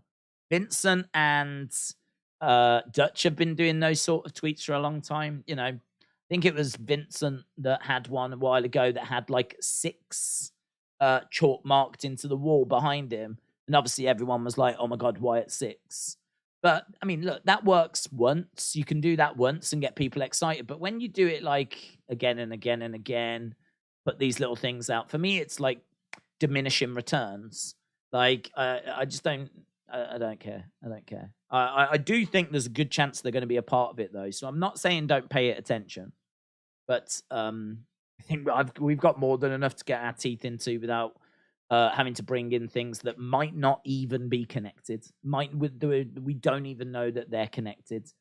I think it makes a lot more sense for me, anyway, to focus on the stuff we actually know is part of this, which is this big, massive, juicy segment that we just got from Bray, which was, as we said, big, massive, and juicy. It's very good. Very, very good. Right, I'm going to go and do the review. Let's have a look at the results and see where we are with that. Corey Graves and Wade would be an interesting commentary booth. 8 to 10, 46%. 7 to 7 5, 33%. 6 to 6 7 5, 13%. 5 7 5 or below, 6%. So that is 79%. 79% of you were 7 or above. I absolutely agree. I think that we got at least two banger matches. I think that Bray segment is, even though it was only a promo and there was no Uncle Howdy, that is still one of the best Bray segments since he came back. Like, we've had a few segments, like, I would say when Howdy walks out into the arena, that felt like it was meant to be big. And I think it probably was, because it sort of confirmed that Uncle Howdy was someone else. But as I said at the time, maybe not. Like, it could be that Bray has just hired someone to pretend to be Howdy to throw you off the scent because Bray is Uncle Howdy. So, I don't know. Like, it felt like it was meant to be big, but it didn't maybe quite land for me. But this one did tonight. This one did, because I thought what he was saying was really interesting. And it really felt like this was him going back to what he was for the first time. There's been teases of it, but this is like the first time that we've really seen him talking that way and talking about being in the Wyatt family and using run and, you know, all that kind of terminology, talking about Eater of Worlds. He still won't say Fiend. I mean, he has said Fiend. It's not like he won't say it, but he didn't say Fiend. Fiend was hinted at in the QR codes. And then, you know, there was a few things here that definitely hinted at Fiend. So, yeah, I think the Fiend's definitely come in. But it was good. Really good. There was a QR code. It's a video of the Funhouse. Braun said, "Let me in." Yeah, we saw that one. But I don't know if there was a second one. I mean, we saw the QR code, but I did wonder if there was a second QR code, because there is a flash of, it's not long, but like you do see like white and black that comes up and you're like, whoa, what was that? But we have just kind of gone back and I don't think it was. So I think there was only the one. But then I don't know if we're getting a bit confused now, because someone said earlier that someone else had found another one, or at least I think they said they found another one. So right now I'm aware of one, and we watched it on the stream. I don't know if there was a second. Did you see what Rowan tweeted? Was it about the day? Tweeted something else.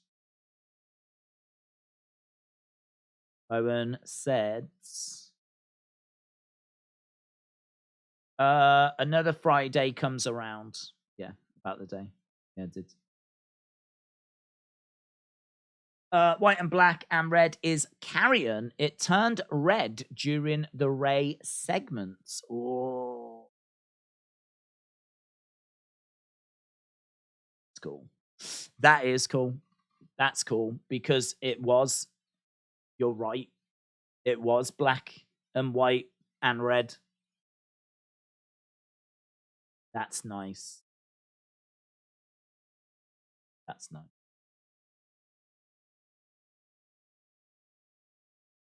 That's nice. I like that.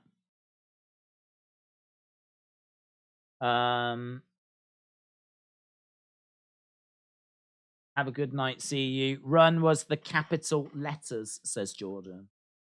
I just don't care. I don't know if I can re-emphasize this anymore. I don't give a flip. I think that like he could be connected. He might not be connected. Like there's no rumors that he's come in, and we've seen lots of teases like coming from Vincent, Dutch, Rowan. Like it could prove out to be that they're in, and this is just another tease, or it could just be a way of getting people to talk about you during a Bray segment. Do you know what I mean? Like if you're Rowan and you're sat at home, if you tweet like anything borderline cryptic during that Bray segment, you're going to get people talking, aren't you? People are going to talk about you. So I just don't know if there's anything in it. He's been.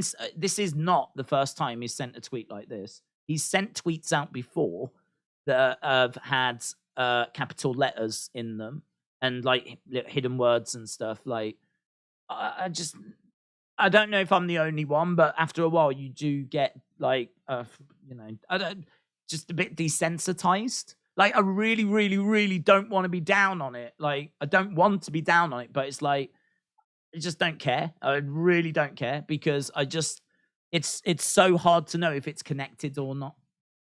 For me, I wouldn't even. I'd look at it and go, okay, and then move on and focus on the important stuff. And the important stuff is what Bray said. That's the important stuff. Anything else is just distraction and noise, to be honest. Anything outside of Bray's segment is potentially trolling. It is potentially trolling. So you can note it, you can pay attention to it, you can find it interesting, you can do whatever you want with it. But for me personally, that is nothing but peripheral. That is not a focus. That is external. That is on the fringes. It's something I'll look at and go, okay. But my focus is very much the Bray segment because he's telling you everything. Everything you need is in that Bray segment. It's just a case of trying to really understand it, and that's why we're chewing over it. So I'm gonna go back and rewatch it. I think I'm gonna go back and rewatch it. Right, let's wrap it up. Awesome. Appreciate the support. Good that so many people enjoyed SmackDown, and I can totally see why, because it was very, very fun. If you do have any thoughts or theories, feel free to ping them over. You can ping them over to Wrestling Days YT on Twitter. Don't forget, if you are picking anything up from WWE Shop as well, we've got our link in the chat. I do need to put that link somewhere, actually. Don't know where to put it. I need it so that it's just there because that's really kind of WWE Shop to get in touch with us. They were like, let people know that we're here. If they're going to be buying anything, if they use this link, we'll give a small percentage to the channel. So I think it's something they've done with other like content creators and whatever. But like to have WWE Shop get in touch with you is pretty cool. So really appreciate the support. So as we said, we are back tomorrow with the boxing. I am going to go away, do the review, but I am also going to ponder over what people have been talking about and saying. And as I said, just feel free to send in your thoughts and theories so we can try and get as full a picture as possible. It really felt like a big, big, significant Bray segment tonight. Really enjoyed it. And, as I said, I'm glad that you did as well.